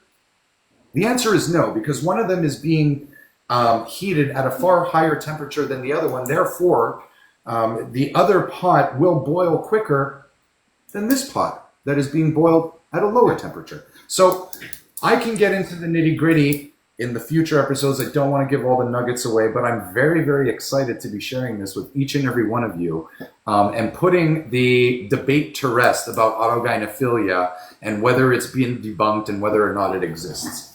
So yeah, go ahead.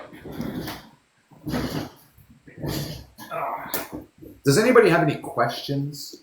Please, Kelly. Thank you. Yeah, I got a question. Go for it. So what did Adora do? I just jumped in here. Cool. That's my question. Yeah, thank you so much for joining, Kelly. So what Adora did was they were dilating and streaming their dilation underneath their desk on OnlyFans, while simultaneously debating men, women, and potentially children in their audience on TikTok.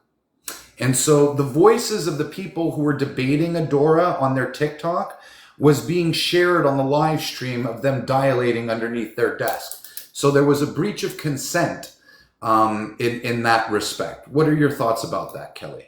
What are your thoughts about Adora dilating and streaming on OnlyFans while debating men and women in front of potentially children in their audience?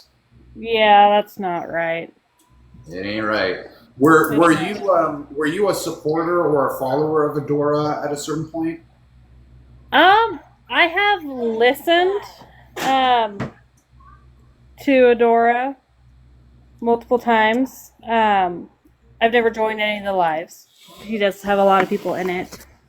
And what was your experience watching Adora and their content? It's kind of confusing.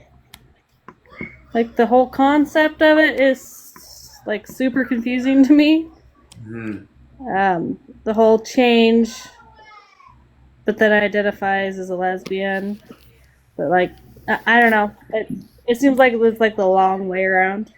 Mm-hmm. Back to the that's same one of the path. issues that I did call them out about was conflating their gender identity with their sexual orientation. Yeah, because just because you have phenotypical features does not mean that you are the opposite sex now. Just means that you did a whole bunch of surgery to assimilate to what those parts look like. They don't actually work or function like the actual parts do. Yeah, I think the part that confuses me the most is he's attracted to women, and he made himself a woman to then be a lesbian. I think I got that right. He was an incel, right? So he would probably be on dating sites trying to, attract female suitors. None were biting the worms, so to speak. And he developed a hatred towards women. But then I believe he ultimately decided to transition because he ultimately desired to fantasize about himself being the woman that he admired or wanted to be. And now that he's got all this affirmation from women, he feels, comfortable enough courting them or trying to court them. After all, they all go on his live and say how beautiful and stunning they are. Are you blind? Like, I don't get it. You've done all of this, but you did nothing here. You had people coming and telling you your eyebrows look like Oh, two the bushes in eyebrows. front I of a cannot get house. over the eyebrows. I mean, come on, guys. Yeah, Honest. That makeup I don't know, and it doesn't. your eyebrows, like really? Come on. Yukon, what are your thoughts? Thank you, Kelly, for joining. Please stick around for a moment. But Yukon, what are your thoughts? Yeah, I got a couple more questions when you guys are done. I really just came up to ask what happened, but yeah, it's weird. It's definitely not okay. I don't know. I kind of like Kelly, just kind of watching and trying to learn a little bit, I guess. Mm-hmm. And I've always kind of had a thing against Mel. I don't think she's a good person at all. But None of them are. Especially the way that they treat women. I mean, you've probably seen it, Yukon, the way that they chastise women for not believing the ideology that they've capitulated to, right? Mm-hmm. Playing the make-believe card that anybody can be what they say they can be. I don't believe in it, but women were chastised and they were booted off and they were harassed and a whole bunch of misogyny was thrown their way. And I don't know how anybody can continue to support a woman like that. And I think the biggest problem I have is I feel like Mel has monetized her daughter's experience, and Oh, definitely tokenized her child for sure. She yep. ripped off so many people on this platform, claimed that they would be, providing receipts for all types of things, but literally never did. Took all those people's money to fly out a whole bunch of strangers, right? They manipulated their audience, and they tokenized their child. It's disgusting. Can you fill me in who Mel is real quick? So Mel, I beg your pardon? Who's Mel? Sorry for interrupting. Mel is mom of a teen trans or a trans teen. Okay, that's what I thought. I just wanted to confirm. Sorry. Yeah, mom of a trans daughter. Exactly, and she is an accomplice in all of this. She was a panelist on the live while Adora was dilating. But if you don't mind, I'd like to open it up to Queen Christy here, who can tell you a lot more specific details about it. Queen Christy, thank you for joining. Thanks. I'm sorry that I know all the details, but so Mandora has, I believe that Mandora has been purposefully going live during dilation hours. I guess it's a whole new level of weirdness when you're streaming and debating while dilating, while streaming it to only clams, right? But I think the other problem is that trying to be an advocate, my question would actually be, and it really is like kind of like annoying me, is were they getting aroused? Were they getting pleasure from doing this on live? So, I mean, I've watched videos. There's actually a video, Shane, I think you're going to be really proud of me. There's a video of me on the panel while he was opening up the man cave as well. They're giving me that video soon, but I was on the panel and supposedly he was opening up the man cave with me there and streaming it to only clams. So I'm going to see if that's actually true. Because if it is, that's wild. The fact that every time I go in his panel, he would say, you don't know what consent is, Christy. You don't know what consent is, right? Meanwhile, this dude is streaming people to only clams while he keeps the manhole open, but whatever. So he's been doing this for a while. If you guys read the Reddit, you can see how many different videos they clipped of him doing this. And we would snark on him, and I would do the cactus cam, right? I would pretend I was dilating on live with a cactus for the last 5 months. I don't know. I just always had a weird feeling about him. And the only thing is, like, he dipped, right? Like, he did it and then he just left. So Yep. it's like, the runner that he would accuse people of dropping from his panel. He is the biggest runner, failure, misogynist, not taking accountability. That man should have went on live. He should have muted himself, and he should have spent 8 hours on live and let everybody come up there and air out their grievances, air out their pishka deals, whatever they needed to tell him. He should have let everybody up there to explain their frustrations, and then he should have went into the sunset with his head down and his balls between his legs. That's what should have done. But instead, he just left and said sorry, deleted his account and dipped out. So I think it was a cowardly move, especially when he took such weird advantage of people. I don't even know what to call it. But it's gross, Gene, honestly. And I'm happy he's gone. I really am happy he's gone. He was gross on the app, and he's gonna remain gross as a human being. But that's all. I Carry on, agree. Kim Shane.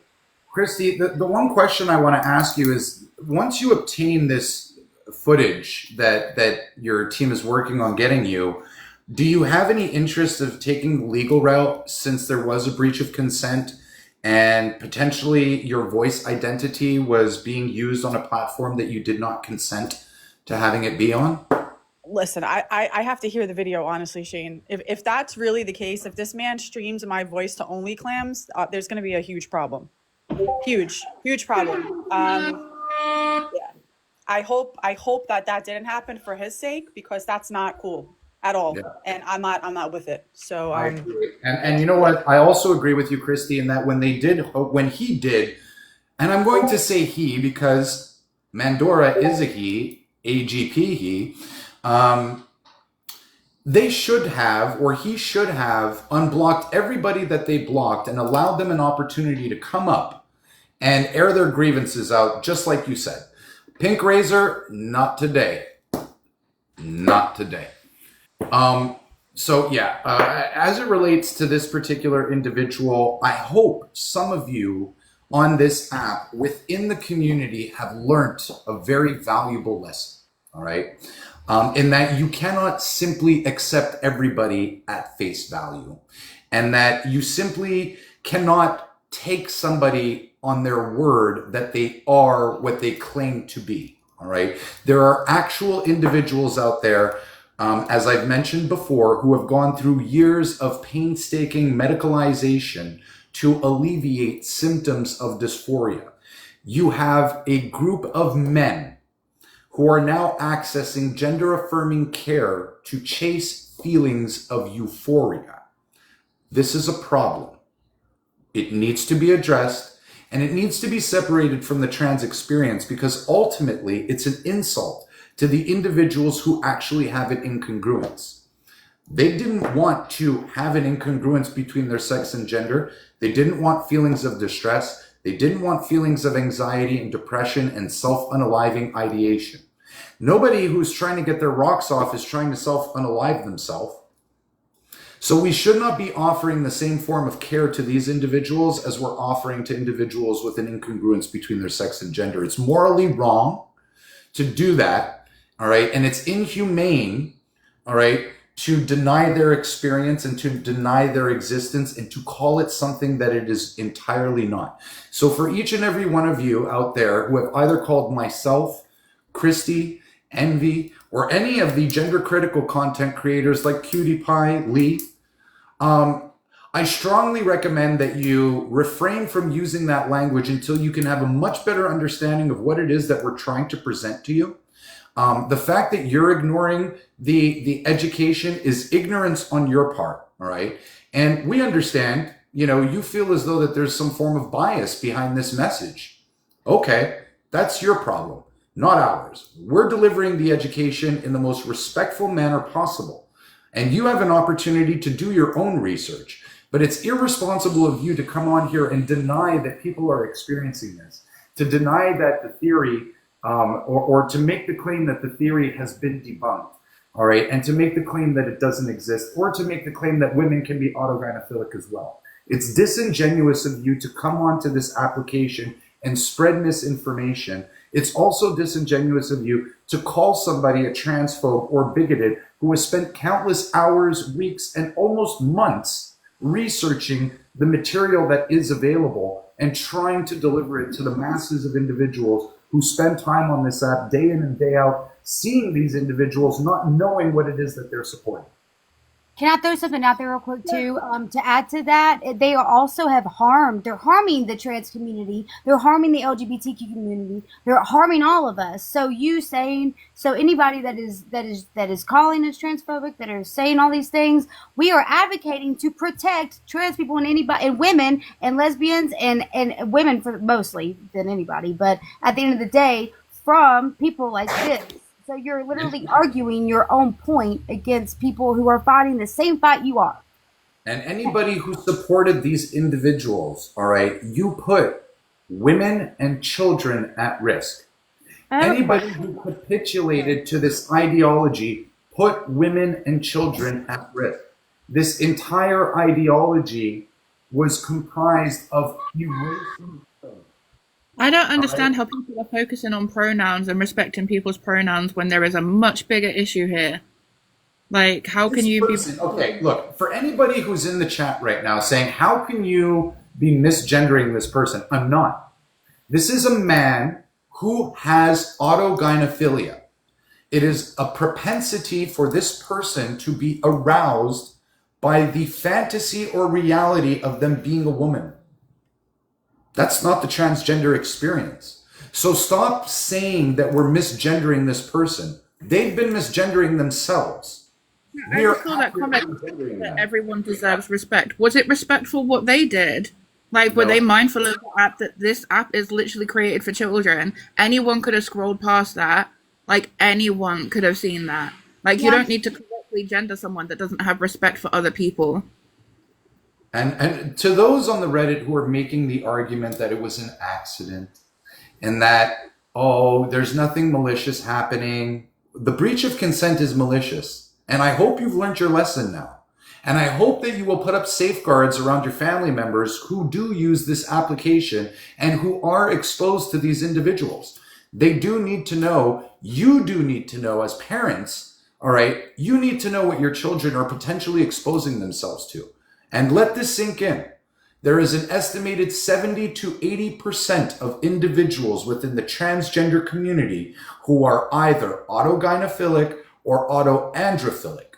And if you don't know what it is, please follow me. Please click the link tree in my bio and subscribe to my Discord. It is free, but you must be 18 years and older to join. All right. And you will have access to not only education on autogynephilia from the following researchers and doctors: Dr. Ray Blanchard, Dr. Ann Lawrence, Dr. J. Michael Keaton, Dr. Kenneth Zucker, and Phil Illy, who is not a doctor, but it is a self-identifying autogynephile, excuse me. There will be research papers from the NIH, all right, that are in that server. There are also going to be links to the not the Discords, but links to the subreddits where you can read up on the experiences that these individuals who are self-aware of their autogynephilia are sharing, all right? But then you will also have access to other subreddits within the transgender community where you will be able to identify through their own words the autogynephilic experiences and behaviors that they are exhibiting and demonstrating it. You really need to know about this stuff. Sorry, go ahead, Christy. No, I'll wait. Go ahead. No, I'm gone. I talk too much. You know that. I have one question. Has anyone actually confirmed that Adora is a trans and not just some predator creepy person? Well, given that they were seen live dilating, I would say that that's a confirmation. I would say that this is what I was going to actually jump in. All the surgeries that they've done. I was just going to say that, in my opinion, Mandora is a transmaxer. Because they were an incel, a self-admitted incel. They also said that they found out what T people are watching porn. But I'm pretty sure they knew that there was like T people prior to him watching porn. He also said that he knew there was something wrong between the ages of, I think he said he was 5 or something, or 4, or whatever. But the transmaxer thing, if you break it down in a really simple form, like simple wording, a transmaxer is somebody that basically changes their gender markers and changes their gender because they get benefits in society. They actually succeed as the other gender in society. So I think because Mandora was an undateable man, right? Because he said it himself, he was an incel. He was a virgin. He never dated a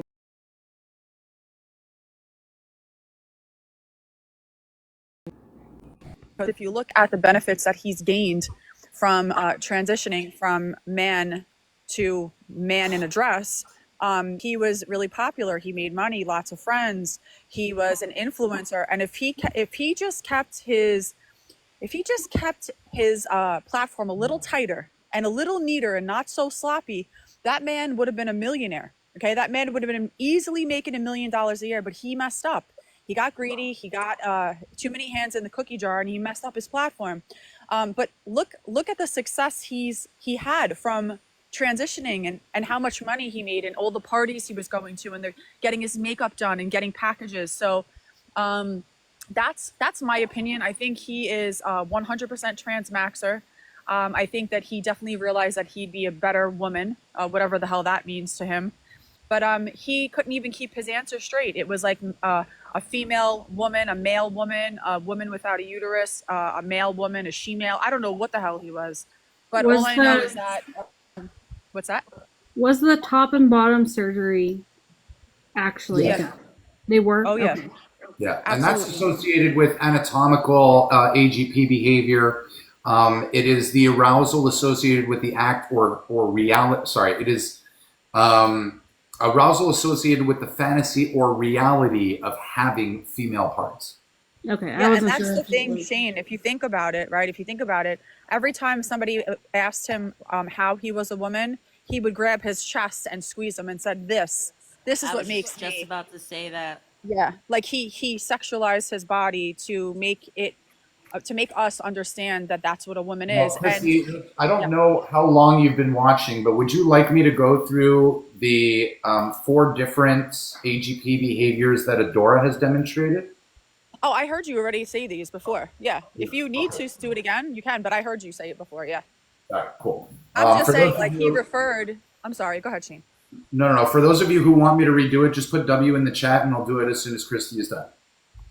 I'm just saying, like he used his body he sexualized his body to make me and everybody else watching believe that he was in fact a woman, while also saying that genitalia doesn't make you a woman, right? Like that was the big thing. Like, why are you so obsessed with genitalia? While he's only talking about genitalia to prove the fact that he's a woman, but he was just a man with implants and his peen flipped and filleted and sauteed and put inside out.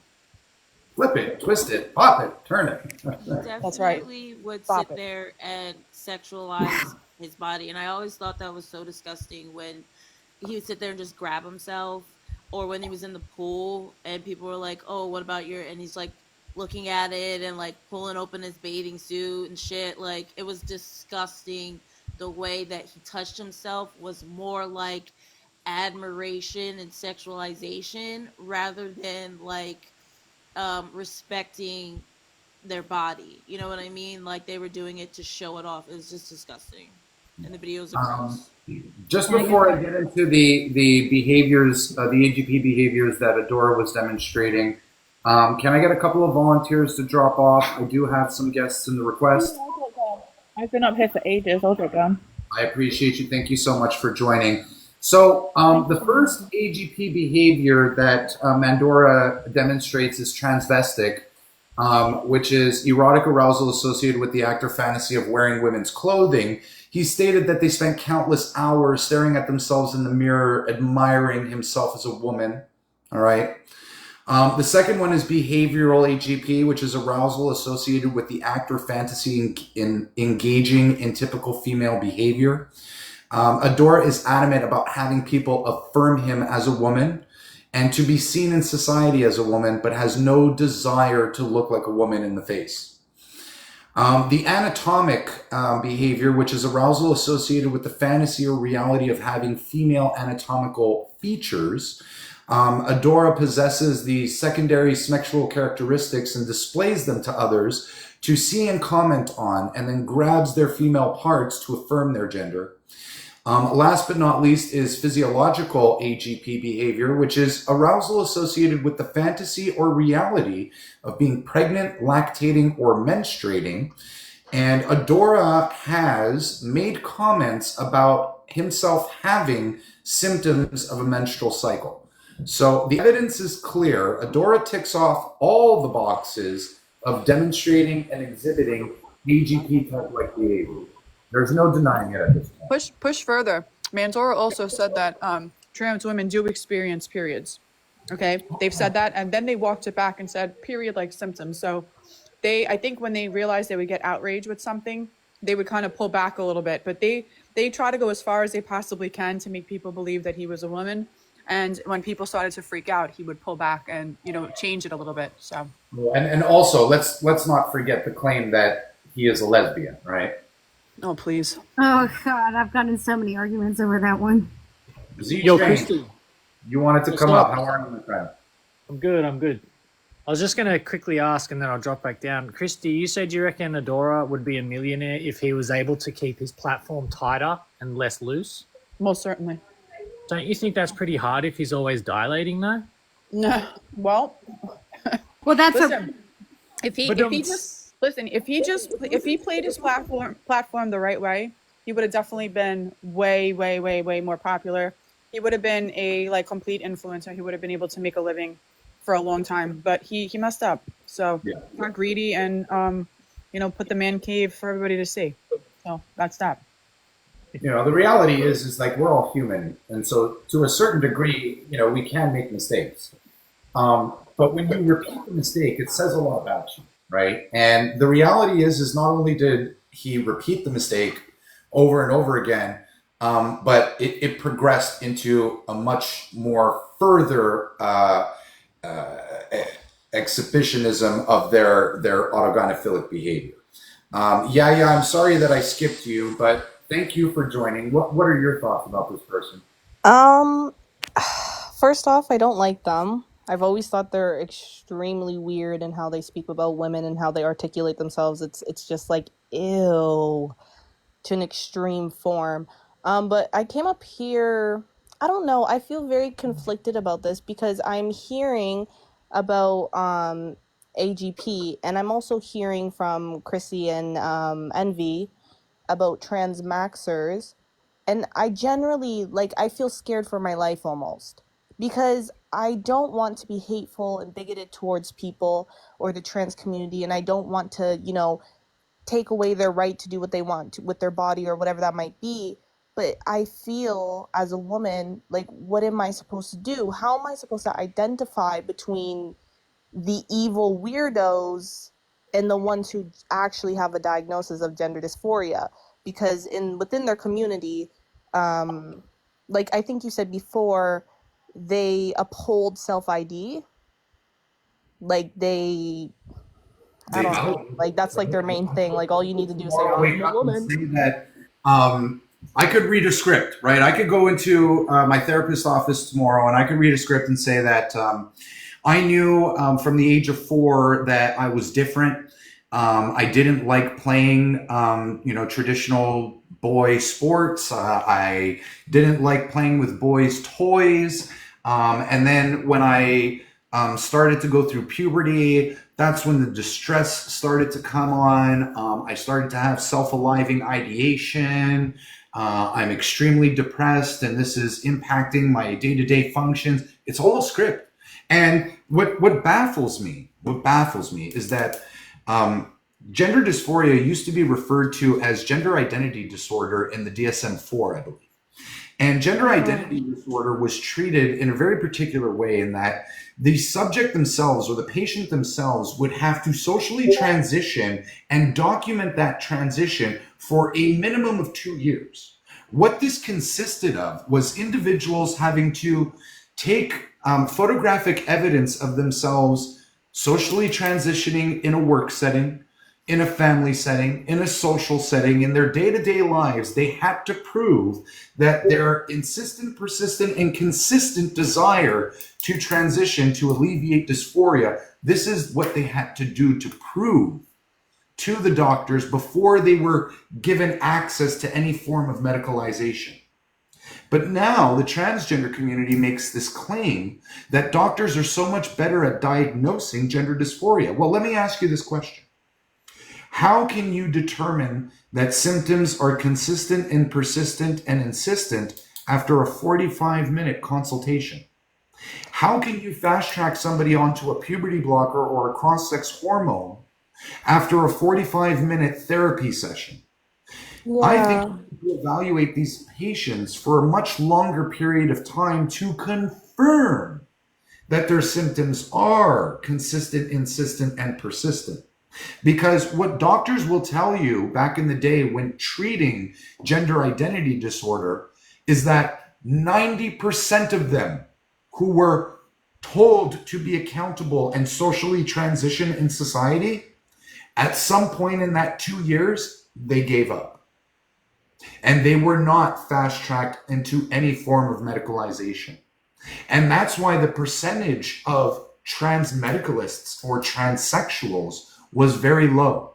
But now we're seeing these numbers skyrocket. And Christy, please, because you're in New York, what is the rise in self-identified transgendered individuals within your state?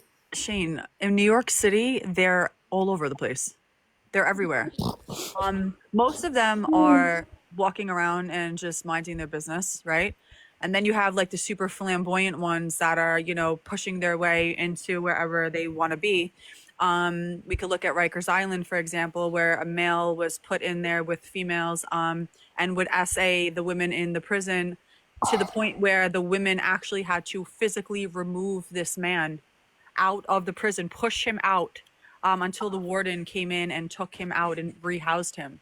I've been writing letters and emails to the New York City school chancellor. He will not set up a meeting with me to talk about the sports thing, the boys on the girls' sports team, the boys in the girls' locker rooms. Will not do it.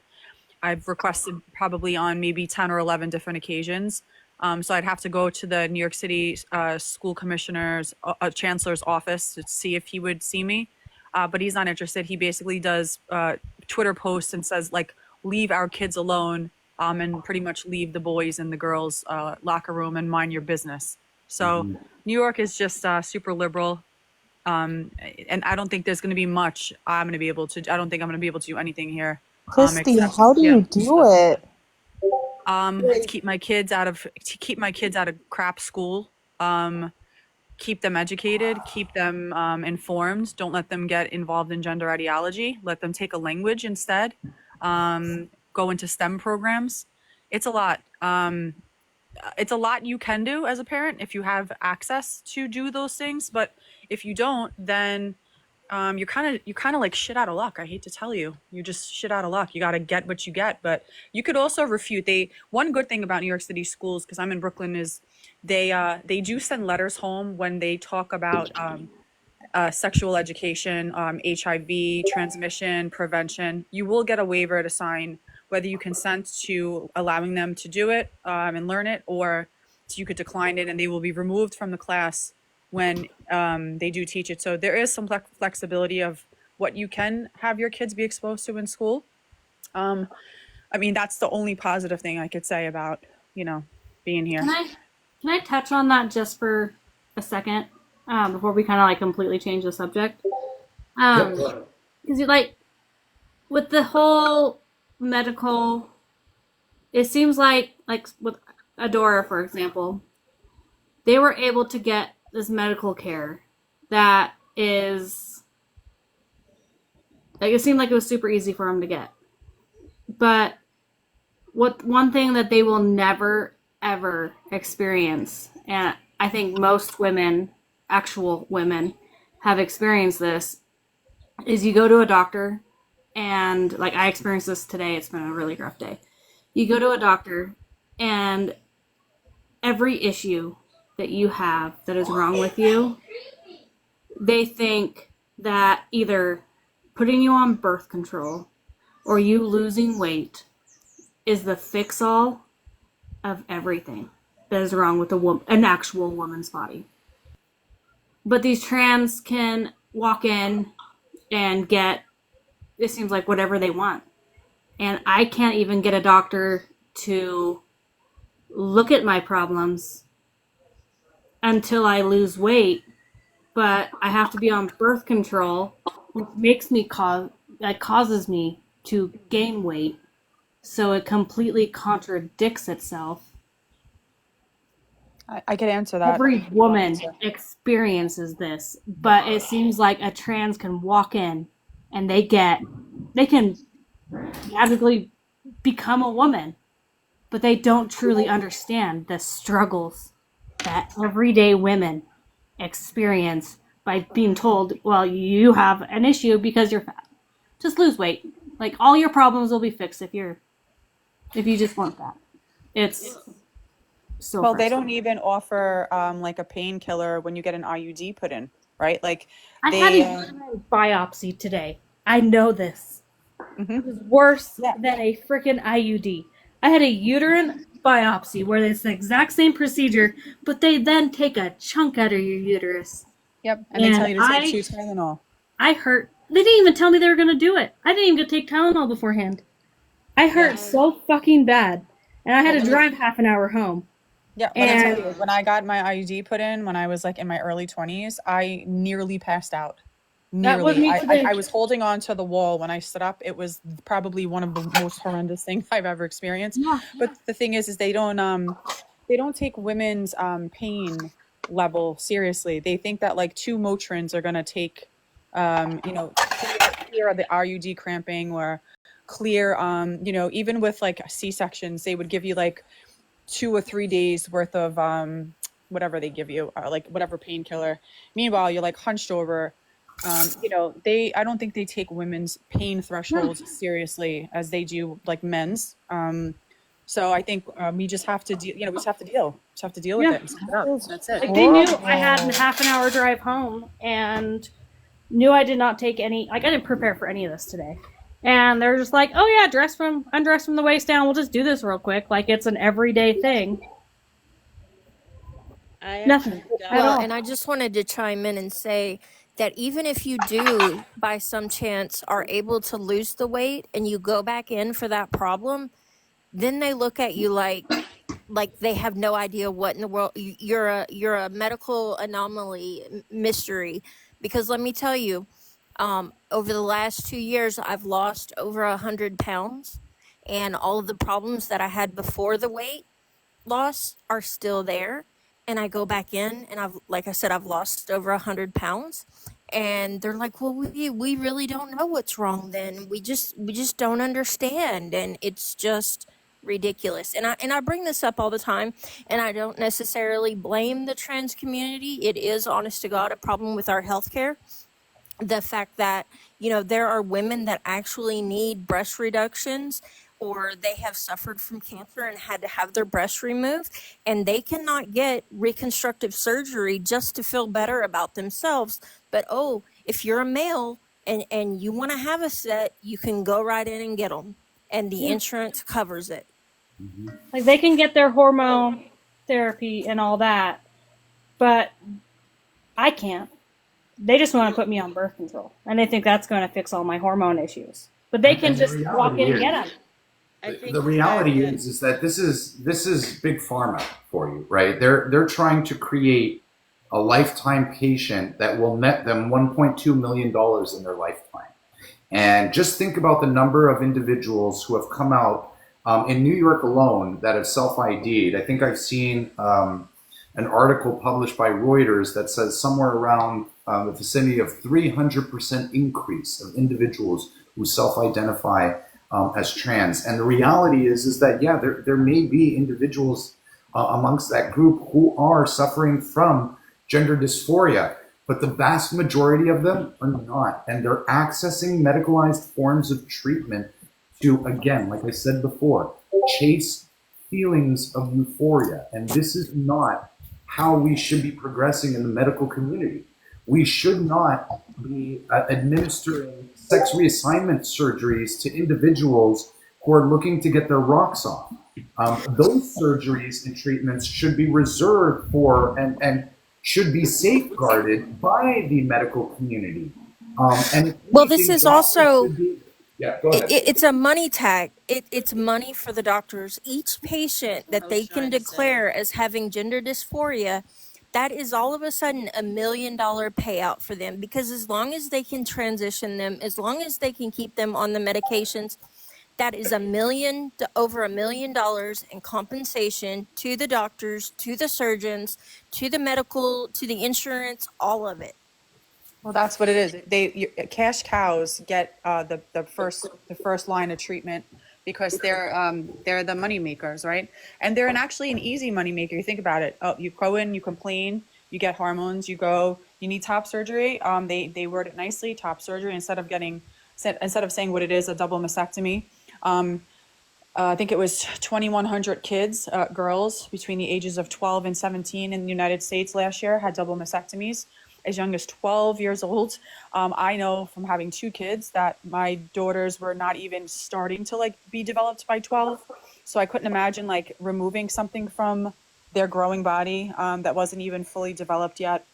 But to just simply do double mastectomies on girls as young as 12 years old, and castration to boys as young as 16. That was the youngest I found, boys getting their peschedils removed. 16 years old in this country is like abhorrent, and we should be absolutely mortified that this is actual reality here, that we're cutting Yeah, off Allah, I young am boys. mortified. Yeah, And my this appointment I transitioner. just want to quickly address a question in the comments. Why do I think that the numbers have skyrocketed with individuals self-identifying as trans?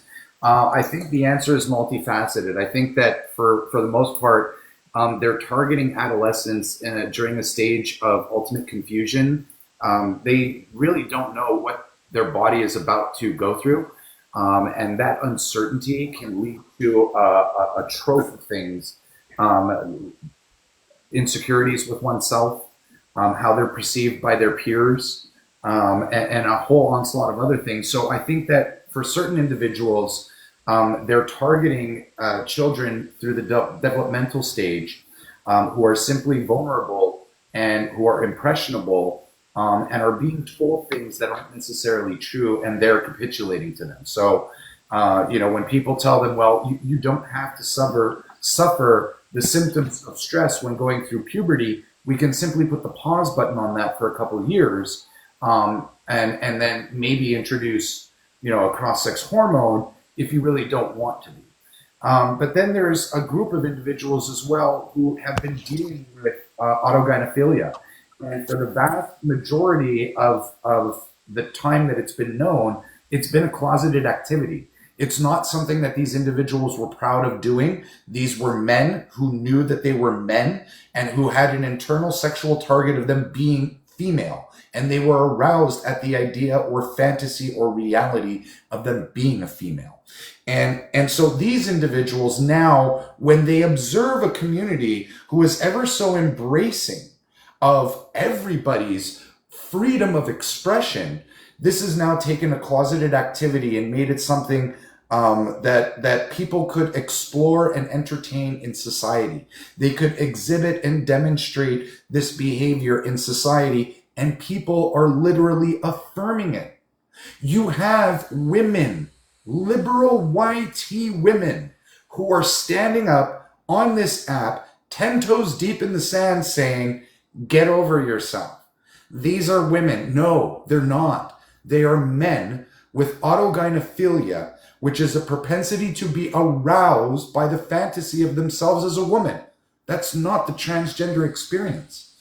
Individuals who are male to female transitioners or transsexuals, there are 2 types that we know.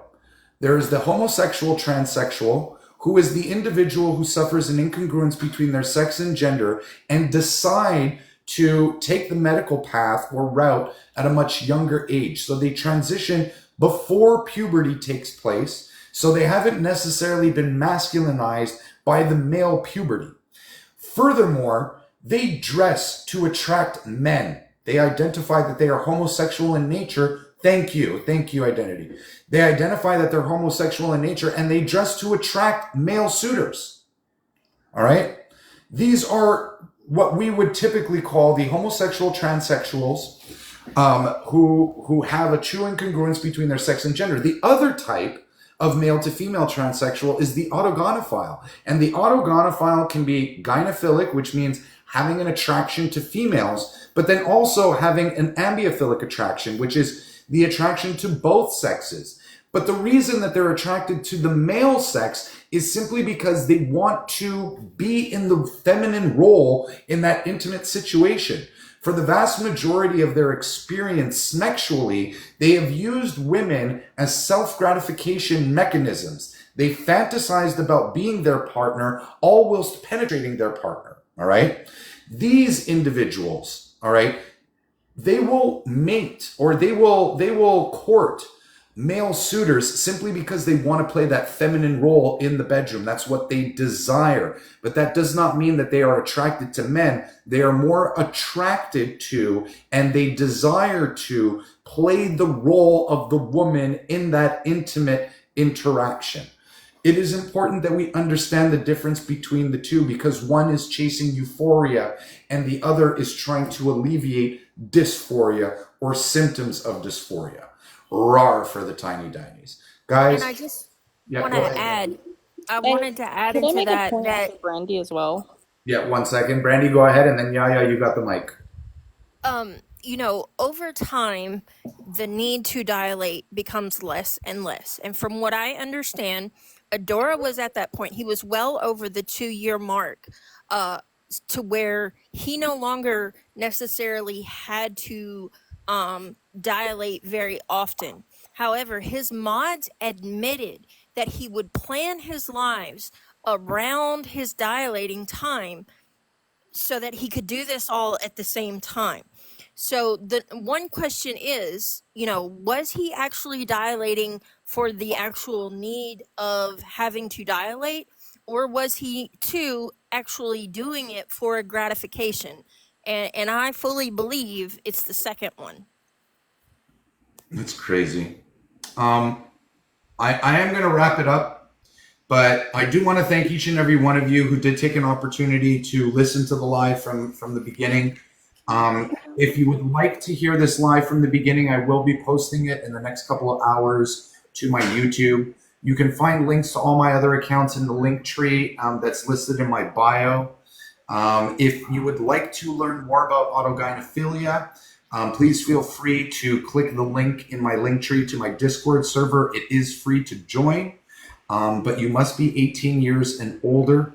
And at some point, I will be restricting access to the AGP education until you've leveled up to a certain point. Rawr for the tiny dinies, Maddie. Thank you.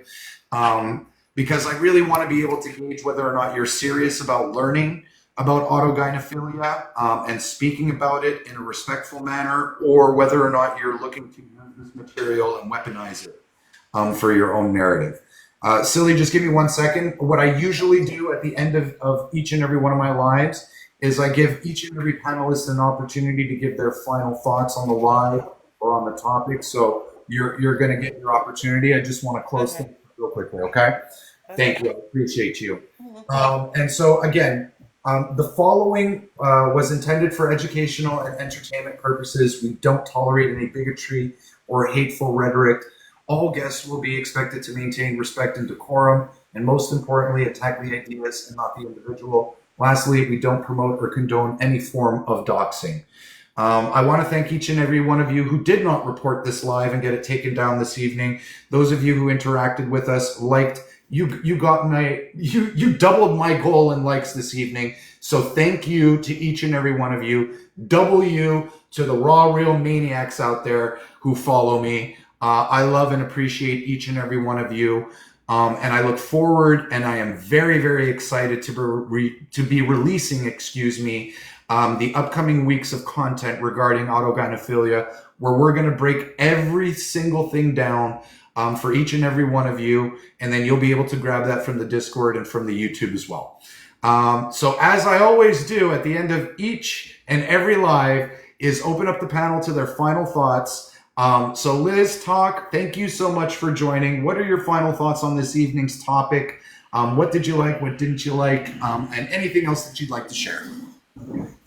Well, as you know, I have been disgusted with this shit for a very long time. I've been fighting against this for a long time. It has made me extremely happy and a big relief. Not only for myself, but people in my life who are always like, why do you keep talking about it? All these TikTok people like my parents that we don't know. And I'm like, because it's important. And yeah, so I'm thankful that he's gone. I can't say that I wish we could get rid of all of them at the same time. But yeah, I'm glad that we have gotten this message out to a lot of people, especially for the fact that people don't seem to understand the difference between trans and non-binary, and then people who have AGP, and how harmful they are on every single community, and not just not just them, but and how harmful they've been towards the BIPOC community and women, and how much just I mean, I've had some of the most disgusting things ever said to me said from these people. So I know our children deserve better, and our children deserve to be protected. And if anyone has a problem with these lives, I mean, then you're against children's safety. At the end of the day, you're against your own people. You're against women. You're against humanity, because that's all this is accountability. That's all I got. Thank you very much, Liz, for sharing that and being part of this experience this evening. I do invite you to join the future lives again as we continue to dive down this topic. Thank you so much. All right, Queen Christy, I would like also just to take an opportunity to say happy belated birthday. If everybody can give a W Christy or a nice little gift, it would be greatly appreciated. Show your support and love for Queen Christy. What are your final thoughts on this topic this evening, and anything else you'd like to share with us?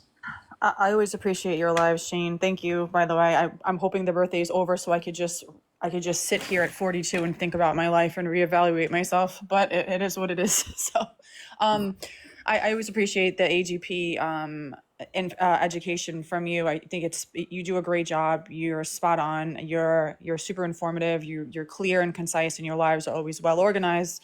Not what I could say about mine. Sometimes mine are crazy, but I just wanted to say if we're gonna can I do a plug, Shane? You mind? Yes, please. You never have to ask. You're always welcome to.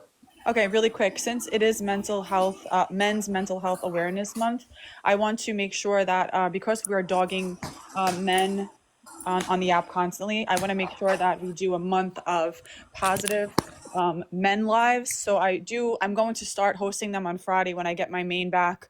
We're going to talk about men's mental health, men unaliving, how men can navigate through society, and if men just need to talk and vent, right? I'm going to open up the panel to men, and I'm hoping that all these really, really good men will come up and chit chat with us and tell us how they feel about their relationships and their life, and if they're suffering or if they just need somebody to talk to. Even if they come up anonymously, I want to make sure that it's a safe zone for them to feel comfortable, because men are often overlooked, and without you, we wouldn't be able to do this fight that we're doing with the gender critical. So for the next month or so, at least 3 weeks, I'm going to definitely focus on men. So I'm hoping Friday, probably Friday night, I'm going to say maybe around 7 o'clock Eastern time or 8 o'clock Eastern time, we'll do some men mental health lives, and then we'll go from there. But Shane, much appreciated. Oh my God, how cute! Thank you, Cora. No, thank you, Christy. And one thing that I failed to mention, with regards to any purchases on the Raw Real merch store this month, profits this month will be going towards a men's mental health organization called Canadians Men's Health Foundation. You can visit their website at www.menshealthfoundation.ca. The link is also in my Linktree bio. So if anybody does purchase any of the clothing items or any items from the store, all profits and proceeds will be going to that foundation. I've also posted a book that I'll be discussing in the next week or two about a doctor who treats his mental health in a very holistic way. And one thing that we know about men is that a lot of us do suffer in silence. Many of us don't open up. We aren't vulnerable, and we don't typically discuss our emotions and our feelings. This does have a detrimental impact on our mental health. I am very, very fortunate to have one of the best support systems in my wife that encourages me to speak about my emotions and my feelings. Even at times when I don't want to express them, she is always there to let me know that her ears are open anytime I want to speak up. So keep that in mind for all the men out there. We understand, or I understand, what it's like to suffer in silence, but you don't have to.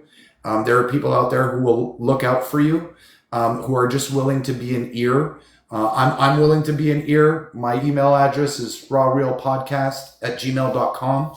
And I'm more than happy to interact with you to try and point you towards any resource that you need that will better impact your mental health. So, Christy, thank you so much for doing that. As a One man, more thing, Shane. I just want to do one more thing. I believe the New York City Pride Parade this year is going to be on June 20th. What I'm going to do is I'm going to get a slingshot from Amazon with men's boxer shorts, and I'm going to fling the men that are walking around with no bottoms on. I will fling boxers to them.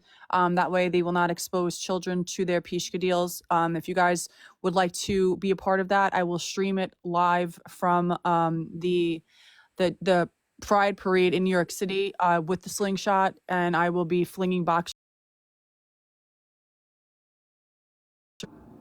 Mental Health Awareness Month. Not Natty. It is me. Oh no. Oh yeah. right, I was freezing for a little bit. That's Shane, I'm happened gonna drop. Thank you for this having me. evening. Bye, Shane. Bye, Christy. Thank you so much for joining, and thank you for what you're doing. Kelly, thank you so much for joining this evening. What are your final thoughts on the topic? I would like to thank everyone on the panel for answering my questions. I knew there was something up with Adora, but I never really asked many questions because it was always on his platform. It is very enlightening to hear from people that know more than I do and can put some proper terms to the thoughts that I had about him. And this is a great panel. You gained a follower.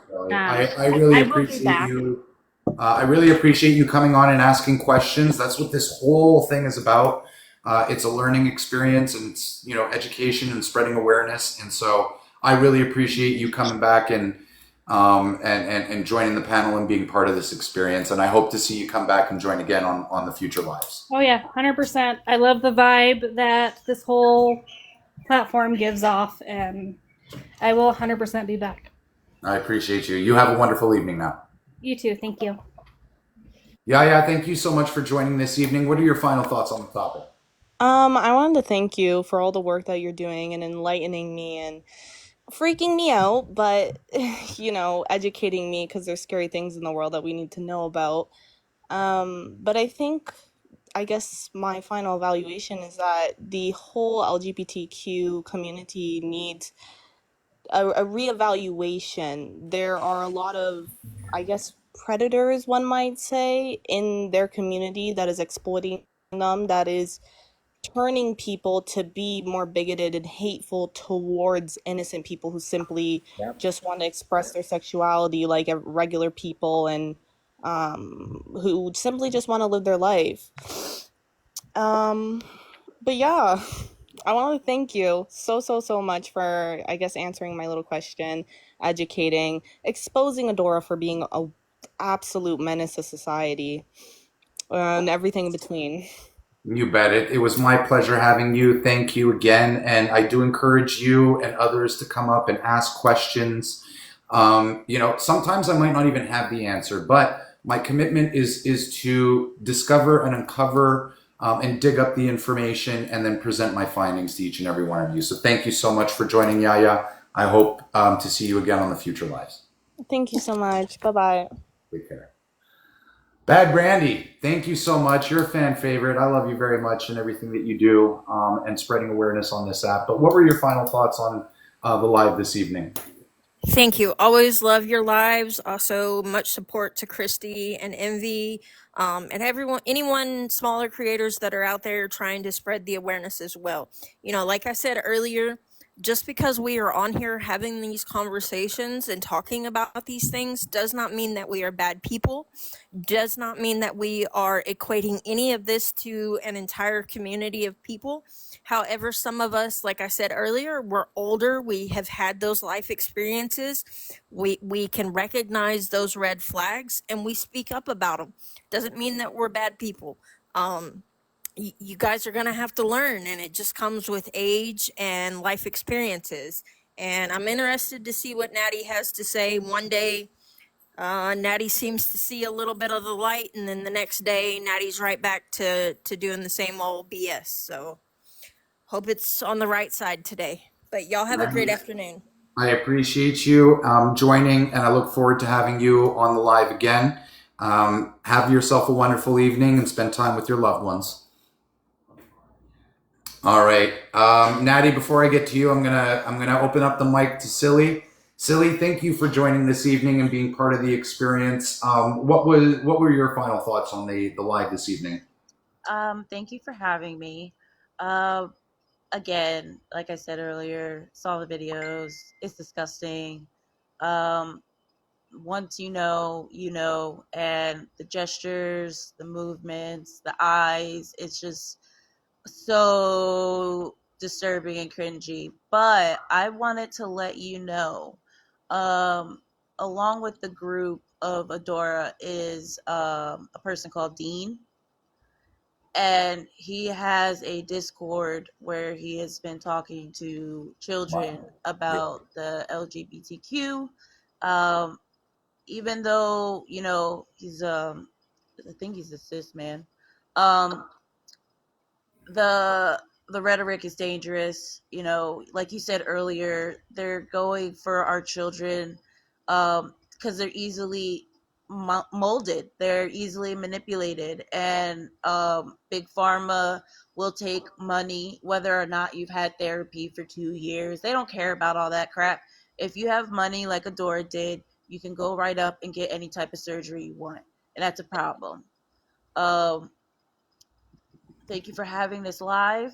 Thank you for bringing attention to this, because I have gone into some other lives and they're like, oh, well, we talked about that one day, so we're over it.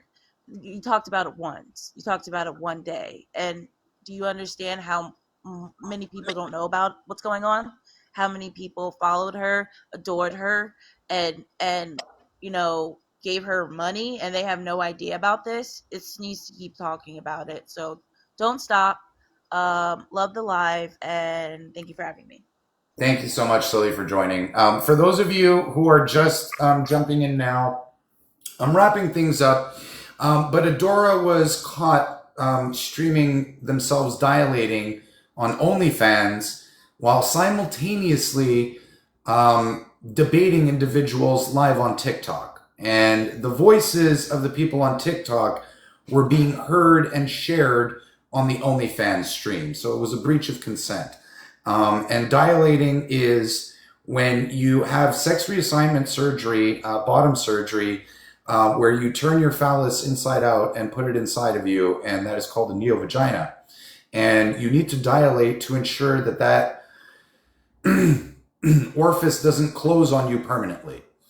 So some individuals need to dilate because they are not sexually active. And other individuals who are more sexually active don't need to because they're more active in that area. And so Adora, he was dilating for people on OnlyFans, all while debating people on TikTok. Natty, thank you for joining. I don't know how far or how long you've been watching, but what are your thoughts on Adora's actions? And are you willing to educate others in your community about what AGP is and try to separate individuals like Adora from the transgender community? Oh yes, definitely. So this Adora person is not a trans woman, never was. This was a cis man who enjoys the female anatomy so much. He is attracted to women. And I'm so glad that he was finally exposed when I've been trying to snap people out of it. This person is a man, not a trans woman, not trans at all. Cisgendered. Excellent. Well, Natty, thank you very much for joining and sharing that thought and responding to my comment. I do enjoy, conversing with you from time to time on these ideas, and I always appreciate your feedback as well. So please feel free to join in the future again and always share your input. Totally. Thank you for having me. All right, everybody, that was it for this evening's episode of the Raw Real Podcast Call Out Live, calling Adora's AGP behaviors out. I can't believe that I was able to say the things that I said this evening and maintain such a nice audience and maintain the live. Although I suspect people were trying to take me down, which is why my live was glitching. I had to close the app several times just to get back in. But the live was still going on. So I'm happy that happened. I'll be posting this to my YouTube page. If you would like access to all my social media accounts, please click the link in the link tree, which is in my bio, and follow each and every one of my accounts.